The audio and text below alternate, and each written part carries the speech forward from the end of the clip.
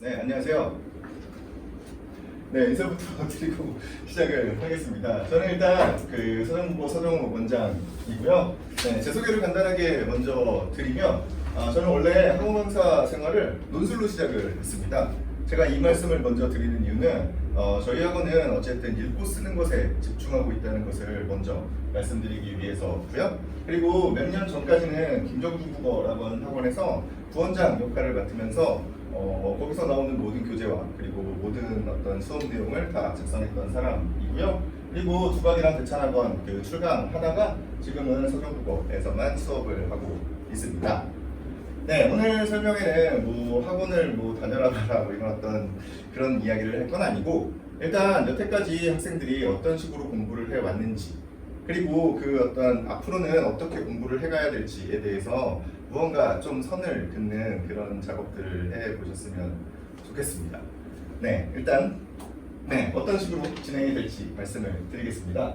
네, 학원을 먼저 간단하게 소개할 거고요. 그리고 교육의 목표를 잡기 위해서 일단 고등학교까지 어떤 공교육의 교육 과정도 조금 살펴봐야 되고요. 그리고 수학능력 시험이 가지고 있는 어떤 성격까지 같이 확인을 할 생각입니다. 네, 그리고 교육과정, 저희 학원의 교육과정과 수업과 관리는 어떻게 진행되는지 실제로 보여드리면서 진행을 할 거고, 마지막으로 질문과 답변 그리고 마무리짓겠습니다. 네, 학원은 간단합니다. 국어 전문 학원이고요. 수능과 내신 둘 다 하고 있기는 한데 수능 쪽으로 조금 치우쳐져 있는 학원이다라고 생각하시면 좋을 것 같아요. 네, 학년은 중학교 2학년부터 고등학교 3학년 때까지로 이렇게 구성이 되어 있고요. 네, 그리고 모두가 합심해서 열심히 일을 하고 있습니다. 네, 목표를 잡기 위해서 작년 수능을 잠깐 살펴볼 필요가 있는데요. 일단 1등급 컷이 헌법과 전문 같은 경우는 89점, 그리고 언어와 매체 같은 경우는 85점입니다. 이제 지금 와 계신 학부모님들 같은 경우에는 요 과목 구분이 별로 의미가 없죠. 네, 그래서 그냥 저 중간 정도에서 1등급 컷이 나왔구나 정도 생각하시면 되고요. 그리고 지금 이렇게 80점대 중후반 정도 되는 이런 시험이면 엄청나게 그냥 어려운 시험이었다 라고 생각하시면 되는데, 이게 항상 어려운 것도 아니고요, 항상 쉬운 것도 아니고, 그러니까 난이도는 모든 사람들이 다 공통적으로 그냥 느끼는 거기 때문에 별로 신경을 쓰지 않으셔도 됩니다. 그냥 당장 2025학년도 수능만 해도 90점대 거의 중반이 1등급 컷이 나왔으니까 난이도는 이렇게 왔다 갔다 하기 때문에 어떤 난이도를 딱 기준으로 삼아놓고 공부를 하지는 않았으면 좋겠다 정도 확인하시면 좋을 것 같습니다. 네, 오답률이 높은 문제들을 쭉 15개씩 이렇게 뽑아봤는데, 일단 기본적으로 위쪽에 오답률이 높은 그런 어떤 과목들, 영역들을 좀 살펴보면 독서가 사실 가장 문제가 됩니다. 네, 여기도 마찬가지로 독서가 엄청나게 많고요. 그리고 중간중간에 여기는 업내 쪽에서 이제 문법 문제들 몇 개가 섞여 있고요. 근데 화작 쪽은 쉽냐? 또 그렇지가 않아요.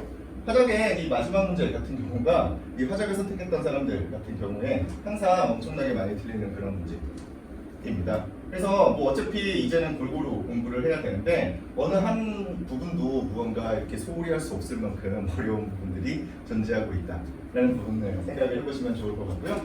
근데 밑에 문학이 밑에 이렇게 다 몰려 있는데 그렇다고 해서 문학 공부를 또 안 할 건 아니지 않습니까? 그렇죠? 그래서 그냥 골고루 공부를 한다라고 생각을 하시면 되고요. 그리고 사실 문학이 몇 년 전에 또 어려웠던 적이 한번 있죠. 그래서 문학이 한번 또 어려우니까 그때 당시에 또 문학 특강이 또 엄청나게 많이 열리고 했었죠. 그래서 무언가 유행을 따라가기보다는 골고루 그냥 교육과정에서 요구하는 바들을 골고루 천천히 공부를 한다라고 생각을 하시면 될 것 같아요. 근데 어쨌든 이런 어떤 결과를 보여드리면 사람들이 독서 저거 어떻게 준비를 해야 되나 라고 엄청나게 걱정들을 많이 하십니다. 그러면서 엄청나게 어려운 문제들, 그러니까 이제 또 갑자기 배경 지식이 필요하니까 어렸을 때부터 책을 많이 읽어야 되고 이런 얘기들이 엄청나게 많이 나오기 시작을 하는 거죠. 근데 실제로 독서 문제가 그렇게 어떤 배경 지식을 쌓는다고 해서 풀 수 있는지, 아니면 배경 지식을 기반으로 해서 무언가 높은 점수를 받을 수 있는 어떤 조건을 만들어낼 수 있는지, 그런 것들에 대해서 한번 생각을 해보자고요. 그래서 실제로 수능 문제를 하나 가지고 왔어요. 요해 가장 어려웠던 문제인데요. 제가 드린 자료, 제가 드린 설명의 자료의 맨 앞에 있는 이 부분이 있습니다. 여기에 문제가 실려 있는데요. 네, 오답률 1위였던 문제입니다. 20%대의 정답률을 가지고 있는 그런 문제거든요. 근데 뭐 이걸 다 지금 읽어보실 필요까지는 없고요. 그냥 제가 간단하게 몇 말씀만 드릴게요. 일단 이 글은 처음에 첫 문장이 열팽창이란 물체의 온도 변화에 따라서 그 길이, 부피가 변화하는 현상인데 그 중에서 길이의 변화를 수치화한 것이 선형 열팽창 계수래요. 네, 그러면서 이는 온도 변화에 따른 길이 변화율을 온도 변화량으로 나눈 값이다. 입니다. 이게 뭐 되게 어려운 말처럼 보이지만 어쨌든 열을 가했을 때 온도가 1도 변할 때마다 길이가 몇 퍼센트 변하냐 라고 하는 얘기죠. 아주 간단합니다. 그렇죠? 네, 그리고 두 번째 문단을 보시면 그림도 하나 주고요. 선형 열팽창 계수가 다른 두 종류의 물질을 이제 합쳐요. 네, 그래서 평평한 띠를 이렇게 만들고 나서 열을 가하면 한쪽은 더 많이 늘어나고 한쪽은 덜 늘어나기 때문에 이게 한쪽으로 휜다는 얘기를 하고 있어요. 그냥 간단하죠? 네, 그리고 세 번째 문단에서는 휨의 정도는 곡률로 수치화를 할 수가 있대요. 그러면 곡률이 크다라고 하는 건 많이 휘었다라는 얘기죠. 됐죠? 네, 그걸 통해서 이런 어떤 그 기술적인 어떤 부분들을 통해서 액추에이터라고 하는 걸 만드는 뭐 그런 겁니다. 그래서 또 이제 마지막 문단에 밑에서 한 6번째 줄을 보시면 따라서 D가 외부에 가할 수 있는 힘이 소멸되는 시점은 최대 이동거리에 도달했을 때다. 입니다. 이게 뭔 얘기냐면 그냥 끝까지 다 휘고 나면 더 이상 힘을 다른 데로 전달할 수가 없다라는 얘기죠. 됐나요? 네, 그냥 간단하게만 기억을 해두시면 되고요. 그럼 문제를 볼게요. 옆에 7페이지에 문제를 보면 두 물질을 접합해서 두 층으로 만든 두 종류의 띠 A, B가 있는데 이걸 가지고서 집게를 만든 거예요. 옆에 있는 그림처럼. 근데 선형 열팽창 계수의 차이가 A 물질보다 B 물질이 훨씬 더 크대요. 그러면 저 B로 만든 집게가 그냥 더 많이 휜다는 얘기예요. 됐나요? 똑같은 온도를 가해줬을 때 더 많이 휜다라고 얘기를 하고 있습니다. 그래서 밑에 보니까 온도 T0에서 A와 B는 모든 T는 둘 다 평평한 형태였는데 온도를 T1으로 올렸을 때는 B만 물체를 잡을 수 있었대요. 근데 T2로 올렸을 때는 A도 물체를 잡을 수 있었다. 입니다. 이게 무슨 얘기입니까? 온도를 T1까지만 딱 올렸을 때는 B는 이걸 잡을 수 있을 만큼 휘었다는 얘기죠. 근데 A 같은 경우는 이걸 잡을 수 있을 만큼 휘지를 않았어요. 그래서 못 잡았죠. 근데 T2까지 올리고 나니까 그 A도 더 많이 휘어서 얘를 잡을 수 있게 되었다. 뭐 이런 얘기입니다. 그냥 간단하게. 네, 간단하죠. 그래서 1번 선지 하나만 볼 건데 1번 선지를 딱 보시면 T0에서 T1으로 올렸을 때보다 T0에서 T2로 올렸을 때 그냥 온도를 더 많이 올렸다는 얘기잖아요. 그렇죠? 온도를 더 많이 올렸을 때 A와 B 모두 외부에 가할 수 있는 힘이 소멸되는 시점의 곡률은 더 크겠다. 곡률이 크다는 건 더 많이 휘어졌다는 얘기죠. 그렇죠? 근데 외부에 가할 수 있는 힘이 소멸되는 시점은 아까 전에 뭐라고 했었죠? 최대 이동거리에 도달했을 때죠. 최대한 많이 다 휘었다는 얘기잖아요. 그렇죠? 그러면 얘가 지금 하고 있는 말은 온도를 더 많이 올렸을 때 둘 다 A든 B든 둘 다 더 많이 휜다는 얘기죠. 됐나요? 이게 어려운 문장으로 이렇게 써놨기 때문에 사람들이 그냥 어려워하는 것 뿐인데 내용은 실제로 그냥 온도를 더 많이 높이면 둘 다 더 많이 휜다 라고 얘기를 하는 것에 불과하다는 거예요. 근데 만약에 이걸 그 선지에다가 이렇게 막 되게 복잡하게 외부에 가할 수 있는 힘이 소멸되는 시점의 곡률이 크다 이렇게 쓰지 않고 그냥 더 많이 휘었다 둘 다 더 많이 휠걸? 이렇게 얘기를 하면 이걸 누가 틀리겠냐는 거예요. 아무도 안 틀리겠죠. 근데 문제는 여기 나와 있는 외부에 가할 수 있는 힘이 소멸되는 시점의 곡률이 크다라고 하는 얘기가 더 많이 휘었다라고 하는 이렇게 쉬운 말로 바꾸지를 못한다는 것 뿐입니다. 네, 그러면 반대로 이걸 이렇게 바꿀 수만 있다면 수능 문제가 엄청나게 쉬워지는 거죠. 네, 이걸 무슨 배경 지식을 기반으로 해서 풀 이유가 전혀 없다는 얘기입니다. 네, 다른 문제 하나만 더 볼게요. 뒤에 두 개가 더 있는데 둘 중에 하나만 더 볼게요. 10페이지에 나온 문제가 있는데 그 보기에 이렇게 집게발이랑 이렇게 큰 집게발을 가지고 있는 어떤 개 그림이 막 나오는 이런 문제인데요. 이 문제는 실제로 몇 년 전에 그 킬러 문항 어쩌고 저쩌고 얘기들이 엄청나게 많이 나왔을 때 그때 그 어떤 언론에 엄청나게 많이 보도가 되었던 그 문제입니다. 그러면서 이 문제를 어떻게 애들이 풀 수 있냐 뭐 이런 얘기들, 대치동에서 사교육을 받아야 풀 수 있다 라고들 얘기를 하는데 사교육을 받는다고 해서 풀 수 있으리라는 보장도 없어요. 근데 재밌는 건 이 문제가 어렵냐? 어렵지가 않다는 겁니다. 그냥 여기 그 본문에 10페이지에 있는 본문에 있는 몇 개의 문장만 그냥 같이 한번 살펴볼게요. 처음에 이 앞에 세 번째 문단에 보시면 제가 두꺼운 글씨로 써놨는데 기초대사량은 체중이 아닌 체중의 0.67승에 비례한다 라고 했어요. 초기에 19세기의 초기 연구에서 네 그랬는데 여러 가지 어떤 연구들을 이렇게 하다 보니까 마지막에 어떤 결론이 나오냐면 동물의 체중의 마지막 문단에 체중의 0.75승의 기초대사량이 비례한다 라고 이렇게 결론이 나오죠. 그렇죠? 이 글은 그 기초대사량이라고 하는 게 옛날에는 체중의 0.67승에 비례한다고 생각을 했는데 뭔가 이것저것 관찰하고 실험을 해봤더니 결국에는 체중의 0.75승에 비례하더라 라고 얘기하는 기초대사량과 관련되어 있는 그런 얘기거든요. 기초대사량을 구하는 방식이 어떤 식으로 변해왔는지 이걸 어떤 식으로 정확한 값을 구했는지에 대한 이야기입니다. 됐나요? 네, 그리고 중간에 뭐 L 그래프니 뭐 이런 얘기들이 나오는데 네, 옆에 17번 문제를 보시면 일단 농기의 개딱지 폭을 이용해서 큰 직개발의 길이를 추정하는 겁니다. 네, 그리고 중간에 L 그래프와 같은 방식으로 그래프의 가로축과 세로축에 각각 개딱지 폭과 큰 직개발의 길이에 해당하는 값을 놓는다. 이게 지금 앞에서 체중과 기초대사량의 관계를 개딱지 폭과 큰 직개발의 길이의 관계로 그냥 치환시킨 것 뿐이에요. 그럼 아까 전에 이야기하던 그 문장 혹시 기억이 나시나요? 기초대사량은 체중이 아니고 체중의 0.67승도 아니고 결국엔 체중의 0.75승에 비례한다. 였죠? 됐나요? 그 문장을 똑같이 예로 바꿀 수가 있다는 겁니다. 그러면 기초대사량에 해당하는 부분이 큰 직개발의 길이, 그렇죠? 체중에 해당하는 부분이 그 개딱지 폭입니다. 그러면 큰 직개발의 길이는 개딱지 폭이 아니라 개딱지 폭의 0. 몇몇 승에 비례한다. 이런 식의 문장이 만들어질 수가 있죠. 간단하죠? 네, 그리고서 1번 선지만 보시면 돼요. 최적의 직선을 구한다고 할 때 최적의 직선의 기울기가 1보다 작다. 이 1보다 작다는 표현은 실제로 그 지수로 올라와 있는 숫자가 0. 몇몇, 그러니까 1보다 작다는 얘기예요. 네, 어쨌든 0. 몇몇이라면 그러면 A에 B가 비례한다고 할 수 없겠군이라고 되어 있습니다. A가 개딱지 폭이고요, B가 큰 직개발의 길이거든요. 근데 아까 전에 문장에서는 아까 B가 먼저 나왔죠. 기초대사량, 큰 직개발의 길이 쪽이 먼저 나왔죠. 주어가 먼저 나왔다고요. 근데 이 문장은 지금 A라고 하는 부서가 먼저 나왔어요.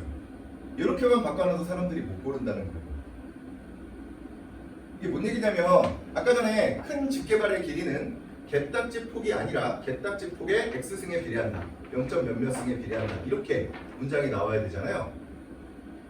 그렇죠? 그러면 A에 B가 비례한다고 할 수 없죠. 뭐에 비례해야 돼요? A에 0.xx 승에 비례한다가 돼야죠. 그렇죠?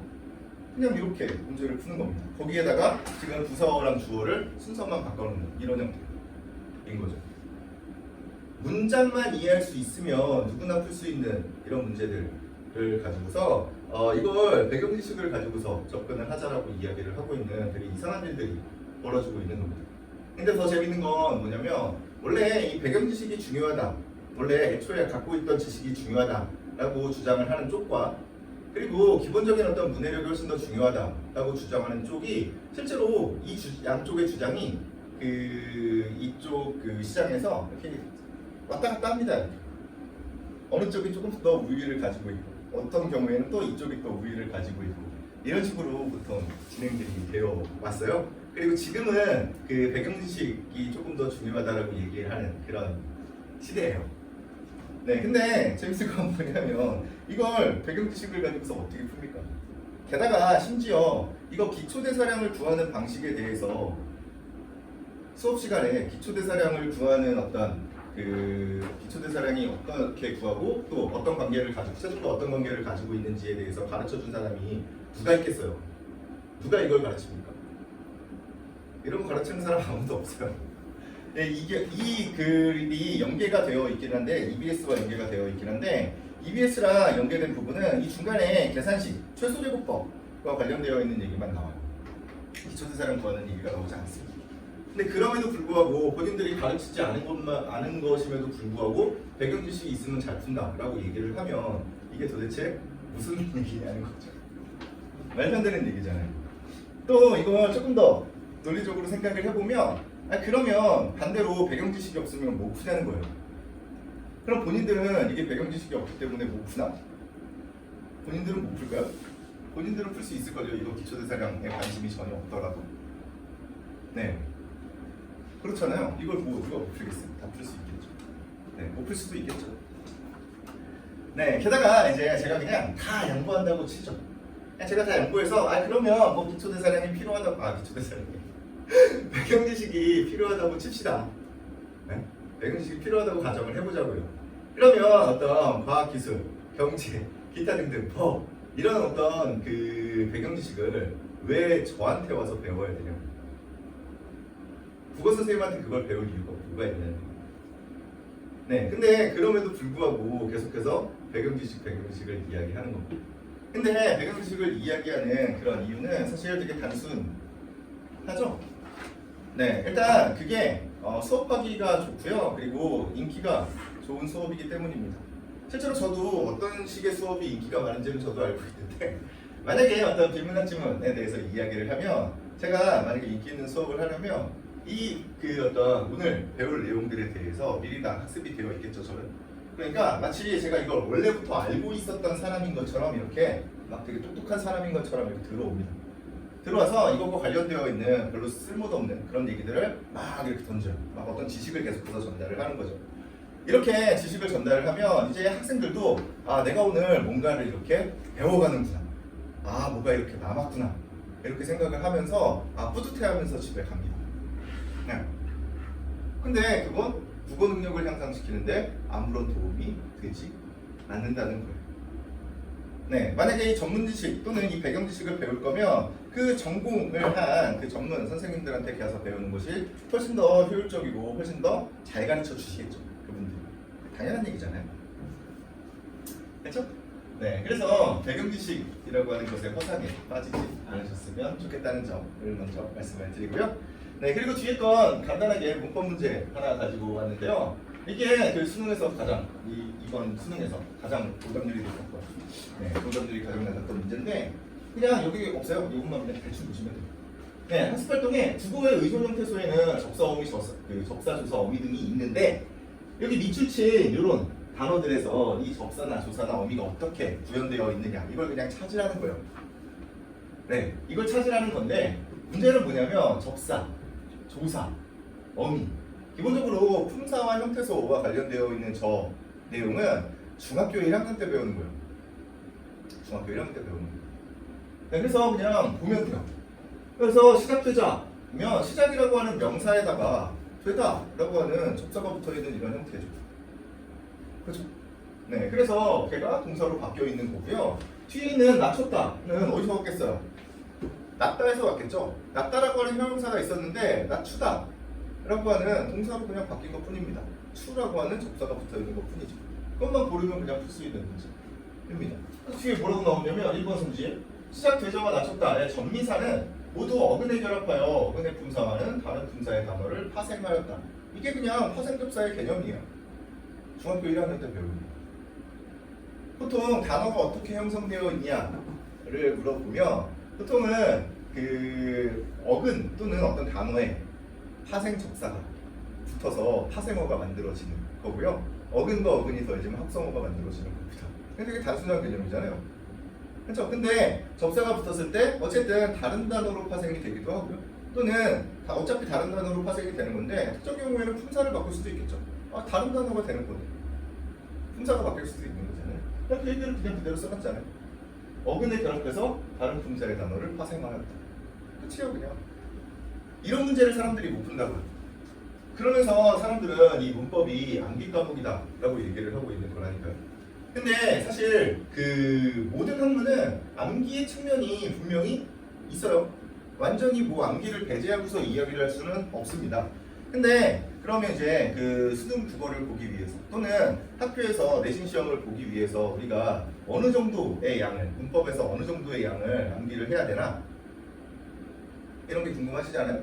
그쵸? 그러면 뭘 해보시면 되냐면 서점에 가셔서 수능 특강 책을 하나 사시면 됩니다. 수능 특강에 지금 체제에서는 언어와 매체라고 하는 책이 있겠죠. 그 언어와 매체라고 하는 책에서 언어 부분을 떼어내요. 그리고 나서 거기에서 그 달려있는 문제들을 다 지웁니다. 그럼 이제 몇 페이지 나오나를 확인해 보면 되잖아요. 거기에 그 고등학교 때 다루는 모든, 고등학교 졸업할 때까지 다루는 모든 문법 지식이 다 들어가 있어야 정상적인 거잖아요. 책 자체가. 그래서 그거 몇 페이지인가 세워보시면 이게 해마다 조금 다르기는 한데 기본적으로는 한 대부분 한 20페이지 안팎 정도 됩니다. 되게 재밌는 일이죠. 네, 우리는 그냥 자연스럽게 모국어로 사용을 하고 있고요. 그리고 뭐 초등학교 1학년 때부터 고등학교 3학년 때까지 문법을 배워요. 12년 동안 무려 배우죠. 근데 고작 지식이 들어가는 측면은 20페이지 정도라는 겁니다. 근데 그걸 가지고서 사람들은 암기 과목이라고 이야기하면서 얘기를 하는 거죠. 그럼 어이가 없죠. 왜 무언가를 외워야 한다면 이건 뭐 외운다라는 측면보다는 무언가 조금 익숙해져야 된다라고 하는 측면인데 기본적인 어떤 용어들을 기반으로 해서 그 어떤 다른 어떤 얘기들이 나왔을 때 어떤 관련성들을 생각하면서 그 어떤 그 정의를 기반으로 해서 그 관련성들을 생각해 보는 게 실제로는 가장 중요하다라고 생각을 하시면 돼요. 됐나요? 네, 전반적인 그런 얘기였고요. 네, 그럼 이제 공교육의 국어 교육 과정이 어떤 식으로 구성되어 있는지를 한번 살펴보겠습니다. 여기 지금 중등교육 과정의 이해라고 써 있는데 지금 고등학생이 된 지가 언제인데 중등교육 과정이야? 라고 말씀을 하시겠지만 실제로 이 중등교육과정이라고 하는 말은 중학교 1학년 때부터 고등학교 1학년 때를 고등학교 3학년 때까지를 통틀어서 이야기를 하는 겁니다. 최근에는 이제 뭐 나눠서 얘기를 하기도 하는데 어쨌든 기본적으로 그 교육학 쪽에서 얘기하는 쪽은 이렇게 분류가 되어 있어요. 네, 근데 어쨌든 제가 이 말씀을 먼저 왜 하필이면 그냥 고등교육과정이라고 얘기하면 되는데 왜 굳이 이렇게 써놨냐? 이건 사람들이 지금 그 어떤 교육과정이 가지고 있는 그 연속성을 이해를 하지 못하기 때문에 제가 이걸 먼저 강조를 하고 시작을 하는 겁니다. 지금까지 그 뭐 겨울도 그랬을 거고 작년 여름에도 마찬가지였을 거고 좀 빠르신 분들은 작년 겨울부터 완전 재작년 네, 그 지난 겨울부터 엄청나게 많은 얘기들을 들으셨을 텐데 그 중학교와 고등학교 국어는 엄청나게 다르고 중등 문법과 고등 문법은 차원이 다르고 뭐 이런 얘기들을 엄청나게 많이 듣고 그리고 나서 이제 겨울방학 때 또는 작년 여름부터 시작을 해서 뭐 현대시를 100편을 외우기도 하고 고전시가 뭐 시조를 100편을 뭐 외우기도 하고 뭐 이런 어떤 교육들을 받아 오셨을 텐데 실제로 그 교육들이 얼마나 효과적이었는지 뭐 본인들만 이렇게 아실 거고 네 근데 어쨌든 이 말씀을 드리는 이유는 애초에 교육과정은 그냥 그렇게 중학교를 딱 졸업하고 나면 갑자기 어려워지는 그런 어떤 그 수준을 가지고 있는 것이 아니라 실제로는 그냥 쭉 연속되어 있고 그냥 비슷한 내용들을 그냥 계속해서 반복하고 있는 것뿐이라는 생각을 하셔야 돼요. 그럼 이제 저한테 반론을 제기를 하시겠죠. 아니 이게 무슨 소리냐? 우리 애가 원래 중학교 때 국어를 공부를 잘했는데 고등학교 올라오니까 막 엄청나게 많이 틀리고 성적이 엄청나게 떨어지더라 라고 얘기를 하십니다. 근데 그게 실제로 그냥 그건 국어과 자체가 엄청나게 어려워졌다기보다는 그냥 원래 그 수준이었던 거예요. 조금 냉정하게 말씀을 드리면 이게 왜 그 어렸을 때 중학교 때 그 본인들의 어떤 성적이 어느 정도인지를 정확하게 인식을 하지 못하냐면 이게 성적 처리 방식 때문에 그렇거든요. 애초에 중학교는 그 수행평가까지 다 합쳐서 어쨌든 90점 이상이 되면 A가 그냥 뜹니다. 그럼 이제 A 정도 되면 우리 애가 좀 잘하는구나. 괜찮구나. 국어는 별로 문제가 되지 않는구나. 이렇게들 보통 생각을 하시는데요. 고등학교 올라오면 줄을 세우죠. 그렇죠? 그나마 지금은 10%가 1등급 컷인데요. 이전에는 4%였어요. 그냥 그 90점 이상이라고 하는 점수와 그냥 상위 10%다라고 하는 그것도 엄청나게 차이가 큰데 옛날에는 심지어 4%였다고요. 네, 그러니까 당연히 차이가 날 수밖에 없죠. 지금 90점 이상을 받는 학생들이 그 중학교에서 한 10%밖에 안 될까요? 그럴 리가 없죠. 그거보다 훨씬 더 많을 겁니다. 그래서 줄을 세우고 있기 때문에 그냥 성적이 그냥 떨어질 수밖에 없어요. 그렇죠? 근데 그러면 뭐 그렇다고 치더라도 어쨌든 어렵기 때문에 사람들이 많이 틀려서 어쨌든 그런 어떤 점수를 못 받는 거 아니냐라고 생각을 하시겠지만 그렇지 않습니다. 국어 시험이 어려운 건 그 문제의 난이도가 엄청나게 어려워서 막 사람들이 괴로워하는 것이 아니라 실제로 반대로 문제가 어렵지 않기 때문에 어려운 건 되게 역설적이죠. 그래서 이게 무슨 얘기냐면 그 뭐 지금은 그나마 좀 덜해졌는데 그 3%대일 때는 중간고사를 딱 보고 났더니만 1등급이 안 나오는 경우들이 있었어요. 1등급이 안 나오는 경우는 무슨 얘기냐면 그 인원을 초과했다는 얘기입니다. 다 맞은 친구들이 그 1등급에 들어가는 그 수보다 훨씬 더 많다는 얘기예요. 무슨 얘기냐면 결국에 국어시험이라고 하는 건 사람들이 거의 다 맞는 시험이 된다는 거예요. 어느 정도 수준을 가지고 있으면 거의 다 맞을 수 있는 그런 시험이라는 겁니다. 그래서 그 위에서 점수 1.2점 차이를 가지고서 경쟁이 심하기 때문에 그래서 객관식 문제들 뭐 1학기 때 보셨겠지만 점수들이 뭐 3.2점 뭐 이런 식으로 구성이 되어 있어요. 2.8점 이렇게 구성이 되어 있습니다. 그냥 4점씩 또는 3점씩 이렇게 줬으면 좋겠는데 그렇게 해주질 않아요. 이렇게 줄을 세우기 하기 위해서 그런 거죠.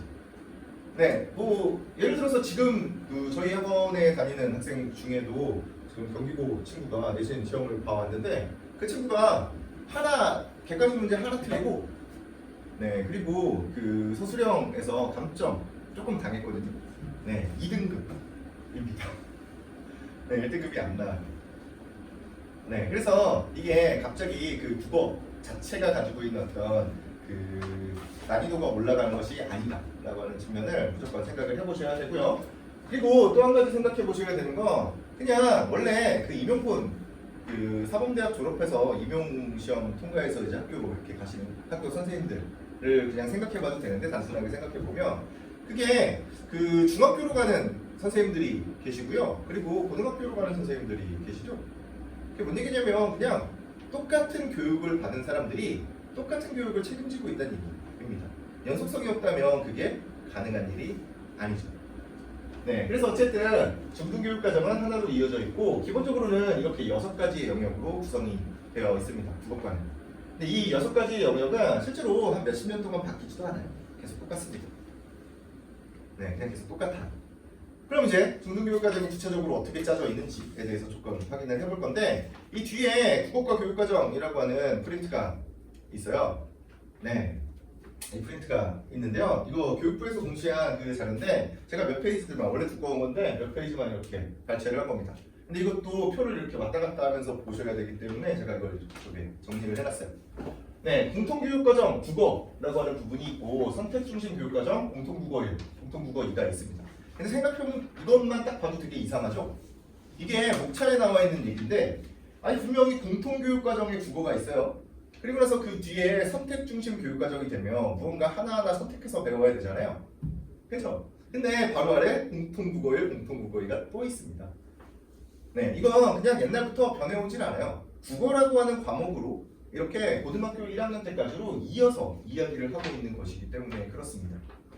네, 그래서 그 내용들을 살펴보시면 몇 페이지 제가 여기다 써놓기는 했는데 독서에서 뭐 배우냐? 그러면 인문예술, 사회문화, 과학, 기술 등 다양한 분야의 글을 그냥 가지고 옵니다. 그래서 각각의 글들이 어떤 내용이고 어떤 전개 방식을 사용했고 뭐 이런 얘기들이 그냥 계속 나와요. 중학교 1학년 때부터 고등학교 1학년 때까지 그냥 똑같은 얘기가 계속 나온다는 거예요. 마찬가지로 여기도 이렇게 써 있어요. 똑같이 써 있습니다. 근데 문학 보시면 문학도 서정서사 극기술 이게 문학의 갈래라고 하는 거거든요. 서정문학은 그냥 시 같은 거 생각하시면 되고요. 서사문학은 소설 같은 거, 극은 뭐 희곡이나 시나리오, 그리고 교술은 뭐 수필 같은 것들입니다. 그래서 그냥 갈래별로 이렇게 나눠놓고 어떤 작품을 이렇게 가지고 와서 하나씩, 두 개씩 이렇게 가지고 와서 아 원래 이 서정갈래라고 하는 건 이런 특징을 가지고 있는 어떤 갈래인데 이 개별 작품이 이 갈래가 가지고 있는 특성을 이렇게 잘 보여주고 있구나. 이런 것들을 그냥 계속해서 보여주는 거라고 생각하시면 됩니다. 또는 반대의 경우도 이야기할 수 있겠죠. 얘는 분명히 서정문학인데 그럼에도 불구하고 얘가 다른 어떤 서정문학과는 조금 다르네. 이런 부분들. 그냥 그런 것들만 체크하게 만드는 거예요. 이게 고등학교 올라온다고 해서 어려워지느냐? 그렇지가 않다는 거죠. 똑같아요, 그냥. 심지어 초등학교 때는 그냥 제목만 그 단원 이름만 다릅니다. 그냥 서정수사 지금 중학교 때부터 저렇게 얘기를 하지만 그냥 그 어렸을 때는 초등학교 때는 뭐 노래와 이야기 뭐 이렇게 얘기하는 것 뿐이에요. 그냥 똑같습니다. 그래서 그냥 어떤 그 엄청나게 뭐 필수적인 작품 몇 개를 뭐 외우고 들어가는 그런 문제가 아니라 그냥 어떤 작품이 나오든 간에 각각의 갈래가 가지고 있는 기본적인 특성을 통해서 그냥 이 작품을 한번 읽어보라는 그런 어떤 목표를 가지고 있는 게 이 교육과정, 문학교육과정인 거죠. 네, 근데 어떻게 접근을 하고 계신지 한번 생각을 해보실 필요가 있죠. 네, 문법은 조금 다를 수 있는데 얘네들은 어쨌든 기초적인 것들부터 시작해서 쭉 이렇게 조금씩 쌓아가는데 그 과정에서 무언가를 계속해서 반복하는 그런 패턴을 가지고 있습니다. 근데 어쨌든 이 중학교 교육과정에서 대부분의 것들을 일단 다 배워놓고요. 그리고 이쪽에서 의문 체계를 배웠으면 이 의문의 체계를 기반으로 해서 그 고등학교 1학년 때 의문의 변동을 배웁니다. 네, 그리고 이 담화와 문법 요소, 이 문법 요소 이렇게 얘기하면 되게 어려운 말 같지만 그냥 뭐 높임, 시제 이런 겁니다. 네, 이거 뭐 못하는 사람 없죠. 누구나 다 할 수 있는 그런 부분이에요. 네, 그리고 나서 이 앞에서 어떤 그 한글 맞춤법에 대한 이야기 또는 어떤 국어의 어떤 역사에 대해서 간단하게 얘기를 하고 훈민정음의 제자 원리 같은 것들을 저쪽에서 얘기를 하고 이쪽에서 이 국어의 역사 쪽에서 세종어제 훈민정음 그거 그냥 본문 갖다 놓고 그 정도 확인하는 그런 과정이라고 생각하시면 돼요.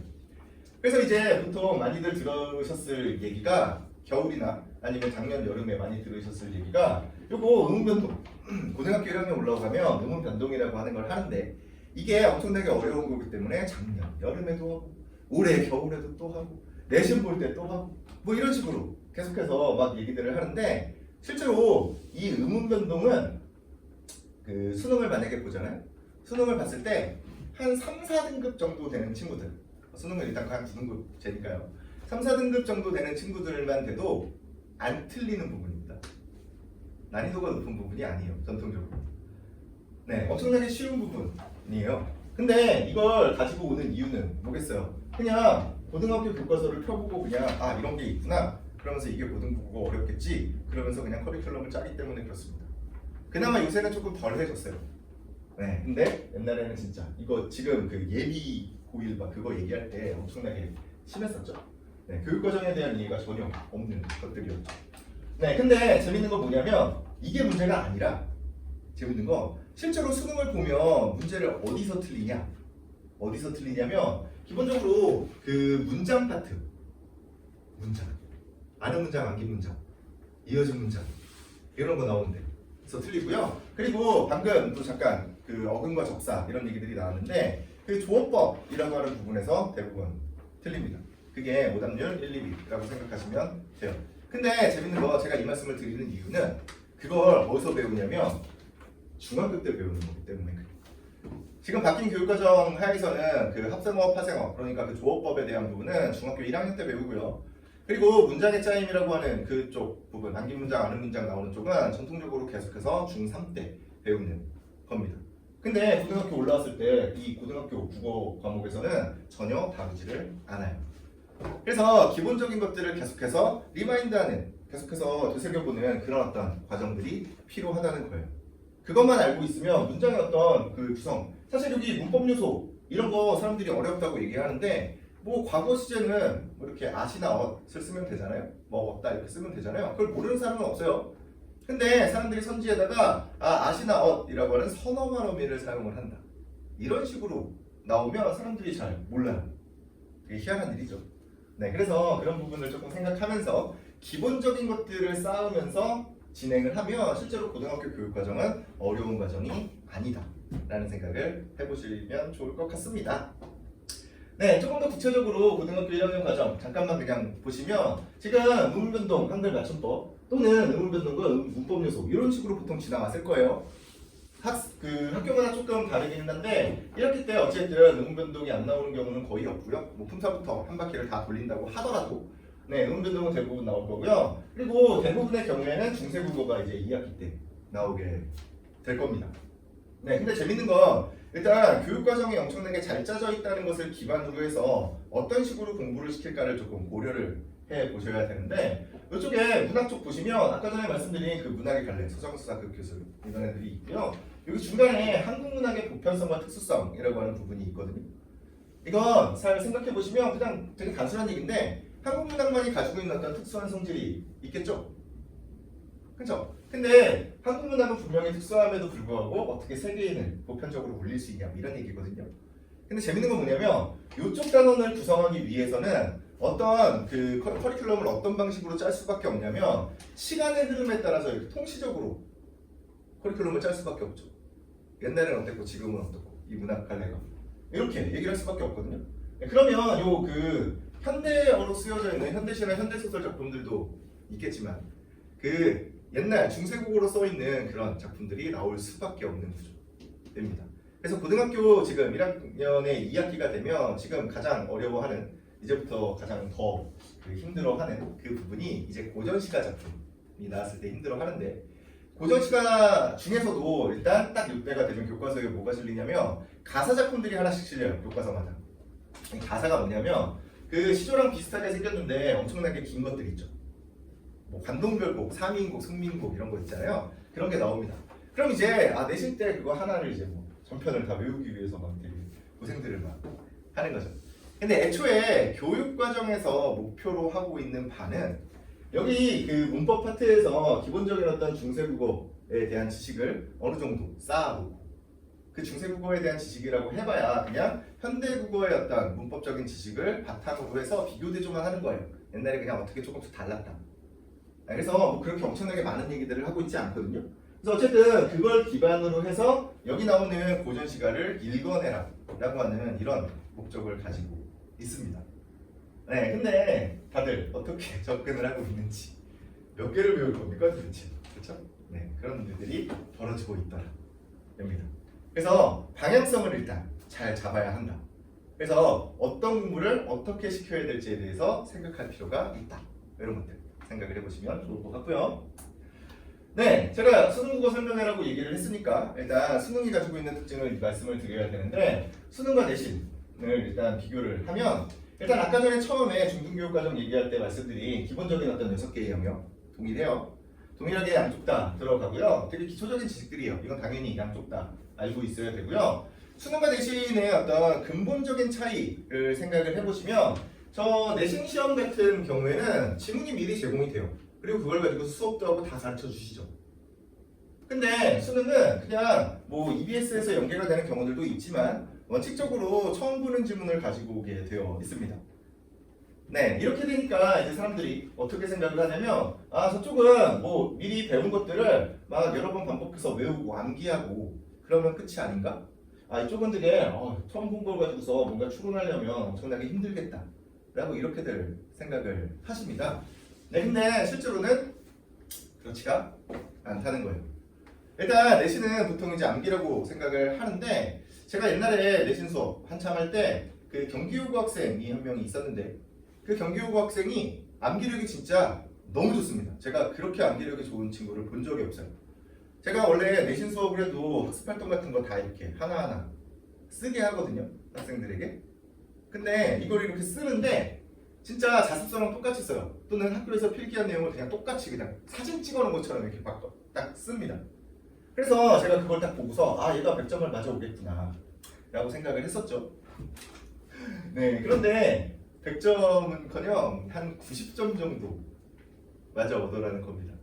그래서 제가 그게 왜 그런가 생각을 조금 해보면서 그 친구랑 이제 얘기를 해봤어요. 틀린 문제를 가지고서 이거 저번에 이거 틀렸는데 이거 저번에 네가 썼던 내용 그대로인데 이걸 왜 안 골랐어? 또는 왜 이걸 골랐어? 라고 이렇게 물어보니까 그 친구가 필기된 그 내용 본인이 써본 그 내용과 선지에 나와 있는 내용이 일치하는지 불일치하는지를 판단을 못하는 거예요.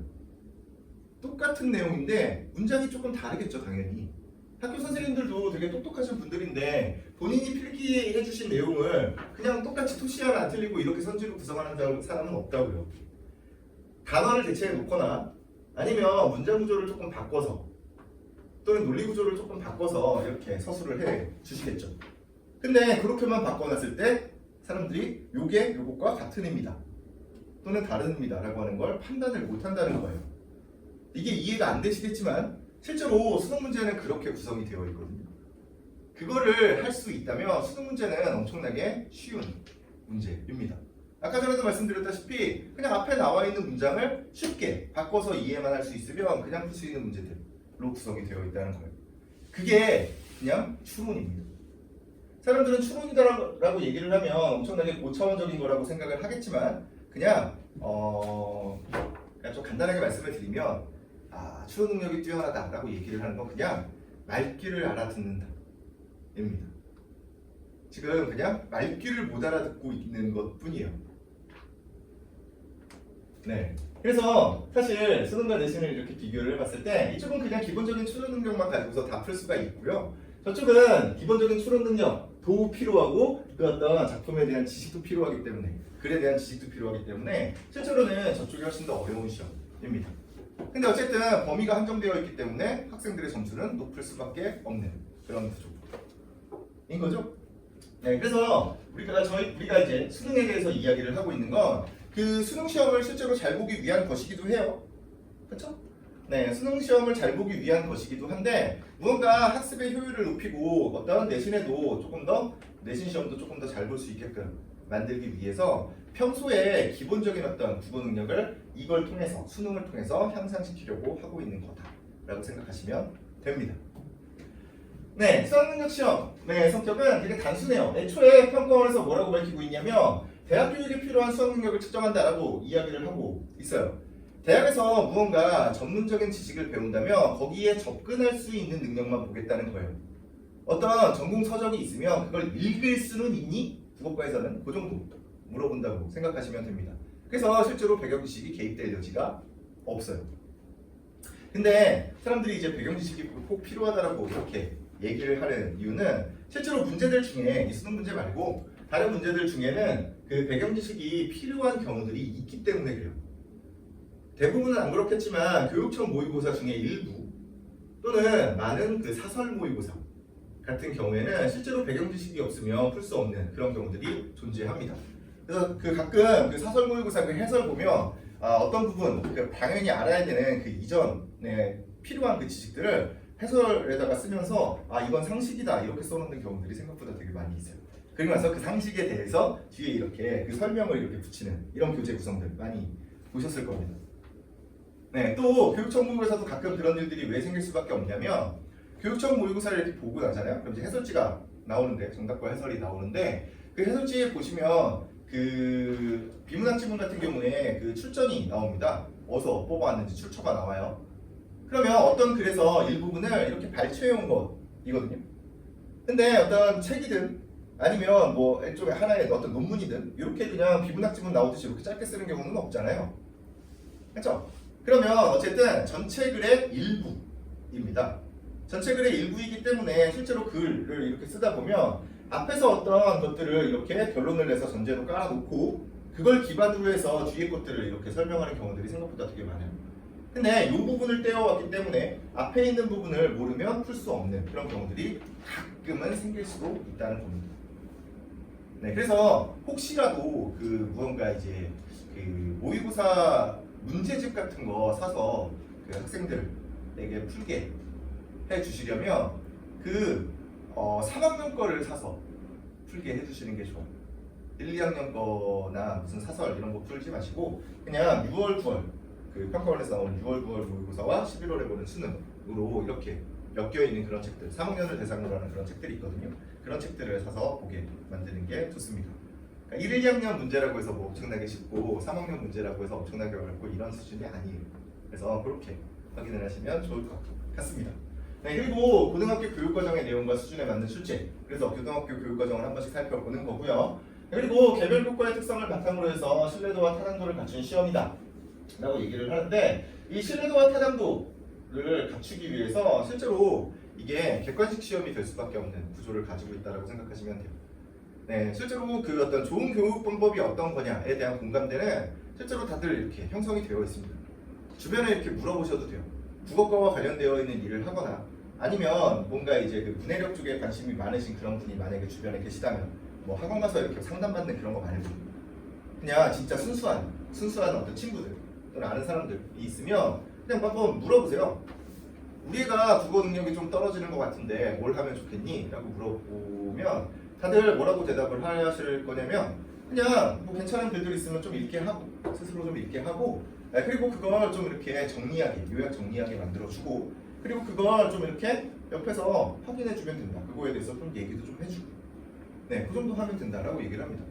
근데 어쨌든 그 어떤 것이 국어 능력 향상에 가장 좋은 교육 방법인가에 대한 부분들은 실제로 몇십 년, 몇백 년 동안 계속해서 이어져 있는 그런 어떤 공감대가 형성되어 있는데 그럼에도 불구하고 수학 능력 시험은 객관식으로 보는 거죠. 네, 그게 이 객관식 시험이 아니라 주관식 시험, 서술형 시험이었을 경우에 이 신뢰도와 타당도에 대한 의심이 생길 수밖에 없기 때문에 그렇습니다. 제가 옛날에 어떤 그 세미나에서 그 한 50명 정도 되는 사람, 40~50명 정도 되는 사람들이 고등학생 글 5편을 평가하는 그런 어떤 경험을 해본 적이 있는데 거기에 참여하신 분들이 그 대학 교수님들도 계셨고 그리고 그 학교에 계신 학교 선생님들도 계셨고 그리고 저 같은 그 학원 강사 분들도 계셨고 그리고 국어 교육을 전공하고 있는 그 대학원생들까지 이렇게 했었는데 고자 5편의 글을 평가를 하는데 일단 그 평가 기준들은 다 비슷비슷하게 나옵니다. 뭐 통일성, 일관성 이런 것들 있잖아요. 그런 것들은 비슷하게 이렇게 얘기를 하는데 문제는 뭐냐면 결과가 달라요. 1등부터 5등까지 순서가 다른 경우들이 생긴다는 겁니다. 고작 5편 글을 봤음에도 불구하고 그렇습니다. 네, 그래서 이게 그 수가 좀 적으면 뭐 괜찮겠지만 이게 몇만 명 단위가 되어버리면 그게 실제로 서술형으로 시험을 볼 수가 없더라라는 생각을 해보시면 좋을 것 같습니다. 게다가 이걸 만약에 진짜 한 명처럼 잘 교육이 된 사람들이 채점을 하면 되지 않나? 라고 생각을 하실 수도 있는데 이게 반대로 이런 말씀을 이제 교수님께서 하셨는데 제가 오늘 100명의 글을 1등부터 100등까지 이렇게 줄을 세우고 그 다음에 내일 또 1등부터 100등까지 똑같은 작업을 또 하면 그 등수가 같겠냐는 거예요. 같을 리가 없죠. 그렇죠? 네, 그래서 기본적으로는 객관식 시험. 근데 그럼에도 불구하고 여기서도 어떤 식으로 국어 능력을 평가해야 될지를 정확하게 알고 있기 때문에 그 문제와 그 어떤 지문 또는 지문과 선지 사이에 엄청나게 그 친밀한 논리 구조를 기반으로 해서 적절한 과 적절하지 않은 것을 구별할 수 있도록 만들어주고 있다. 이렇게 생각을 하시면 됩니다. 네, 뒤에는 이제 어려워하시는 독서 파트를 이야기를 할 건데 제가 여기 써 있는 것들은 그냥 다 교과서에 나와 있는 얘기예요. 제가 만든 것도 아니고. 자, 인문예술, 사회문화, 과학기술 이렇게 세 분야로 나눠서 진행을 하는데 일단 이 세 개를 보시고 공통점이 혹시 보이시나요? 공통점이 뭔가요? 공통점은 그냥 똑같이 생긴 거 찾으면 되죠. 그렇죠? 네, 그래서 맨 위에 제재의 담기이 있고요. 그쵸? 밑에 비판적으로 이해한다가 있죠. 독서는 뭐만 하면 되는 거냐면 그냥 제재에 담긴 어떤 내용을 비판적으로 이해만 하면 되죠. 간단하죠. 그럼 이제 비판적 이해라고 하는 건 도대체 뭐냐를 확인을 해보시면 좋은데 이 사실적 읽기부터 시작해서 뭐 창의적 읽기까지 이렇게 구성이 되어 있는데 이건 그냥 그 독서 이론에서는 뭐 읽기로 구성이 되어 있고요. 뭔가 사고방식과 관련되어 있는 이론에서는 사실적 이해, 뭐 비판적 이해 이런 식으로 쓰는 부분입니다. 네, 똑같아요. 근데 어쨌든 비판적 읽기에서 뭐에 주목해서 읽어야 되나 봤더니 관점이나 내용, 표현 방법, 의도나 신념 이런 것들을 잘 파악하고 이걸 이제 비판적으로 읽으라라고 얘기를 합니다. 근데 되게 재밌는 건 이런 건데 사람들이 추론이다 비판이다 라고 얘기를 하면 이건 엄청나게 어렵고 고차원적인 거고 그리고 맨 위에 있는 저 사실적인 읽기라고 얘기를 하면 되게 쉽고 누구나 할 수 있는 거다라고 생각을 하시거든요. 근데 진짜 이렇게 가슴에 손을 얹고 한번 생각을 해보세요. 나는 어떤 글을 볼 때 나의 어떤 가치관이나 아니면 나의 어떤 배경식을 다 배제하고 일단 그 글을 사실적으로 받아들인 후에 그 다음에 나의 어떤 생각을 개입시키는지 그렇지가 않죠 보통. 그렇죠? 대부분의 사람들은 애초에 어떤 글을 읽을까를 선택할 때부터 가치관이 이미 개입이 됩니다. 이 글을 그럼 내가 가치관을 개입해서 어떤 글을 읽다 보면 그 글이 가지고 있는 의미를 정확하게 파악하지 못하는 경우들이 생각보다 많습니다. 그래서 실제로 학생들에게 요구하는 그런 능력은 요구해야 되는 능력은 사실적 읽기에 대한 측면인데 이게 왜 이것만으로 충분하냐면 여기 밑에 관점이나 내용, 의도나 신념 이런 어떤 내용들이 있는데 이런 내용들은 결국에 그 글의 중심 내용과 주제이기 때문입니다. 또 여기 표현 방법이라고 하는 건 어차피 글의 구조나 전개 방식으로 구현될 수밖에 없는 거기 때문에 그래요. 됐나요? 그래서 우리는 사실적 읽기만 충실히 하면 고등학교 졸업할 때까지 아무런 문제가 생기지 않는다는 거예요. 근데 사람들이 그냥 일반적으로 쉽다고 생각하는 이 사실적 읽기를 못하고 있는 거죠. 사람들. 그럼 이제 사실적 읽기 능력을 키우기 위해서 어떻게 해야 되냐? 네, 노란색으로 써있는 부분만 잠깐 읽어볼게요. 일반적으로 글은 그 종류에 따라서 관습적인 구조를 갖추고 있는 경우가 많다라고 얘기를 하면서 예를 들어 논설문은 서론, 본론, 결론이랍니다. 네, 설명문은 처음, 중간, 끝이에요. 우리가 그냥 알고 있는 3단 구성인 거죠. 그리고 그 중간 부분 또는 이 본론 부분을 조금 이렇게 세분화하겠죠. 한 두세 개로 나누는 그런 어떤 구조입니다. 이 정도 파악하면 되고요. 그리고 또한 각 글의 부분들은 정의, 비교, 대조, 예시, 열거, 기타 등등의 내용 전개 방식에 의해서 구성된다. 이게 구성입니다. 네, 그래서 요거 그러니까 구조와 이 구성만 이해를 하면 글의 주제를 정확하게 파악할 수 있다. 됩니다. 근데 어쨌든 상당 구성 모르는 사람 없을 건데 아 이거 정의, 비교, 대조, 예시, 열거 이런 거 어려운 거 아니야? 라고 생각을 하시겠지만 아까 전에 말씀드린 것과 같이 비문학 지문도 국어 교과서에 계속해서 실려 있고 하나하나 이렇게 실려 있을 때마다 이 글의 어떤 부분은 어떤 그 내용 전개 방식을 사용하고 있다를 꾸준히 배워왔고 그리고 이걸 요즘에서 조금 헷갈리는 뭐 분류냐 분석이냐 부분이냐 뭐 이런 것들을 조금 모아서 설명하는 부분이 있는데 그 부분은 중학교 2학년에 구성되어 있습니다. 그럼 제가 드리고 싶은 말씀은 중학교 2학년 때 공부를 안 했으면 뒤에 망하는 게 아니냐가 아니라 중학교 2학년도 이해할 수 있을 만큼 쉬운 내용이라는 거예요. 그래서 이렇게 정리를 하면 되는데 밑에 한 줄만 더 읽어볼게요. 글 전체를 완전히 이해하려면 읽은 내용을 자신의 말로 요약하면서 종합하거나 재구성할 수 있어야 된다.입니다. 이게 사람들이 공감대를 형성하고 있는 부분이기도 하고 이게 교과서나 기타 등등 모든 곳에 다 나와 있는 그런 얘기이기도 합니다. 이게 목표가 돼야죠. 배경 지식 같은 거 쌓을 게 아니라 뭘 시켜야 되는 거냐면 어떤 글을 읽게 만들고 그 내용을 요약하고 종합하고 재구성할 수 있게 만들어줘야죠. 그리고 그걸 수업으로 구현을 하면 되는 거죠. 사실 제가 아까 전에도 잠깐 말씀드렸지만 이게 뭐 정석이고 이게 그냥 되게 당연한 방식인데 실제로는 이게 그 수업으로 구현하기는 쉽지가 않습니다.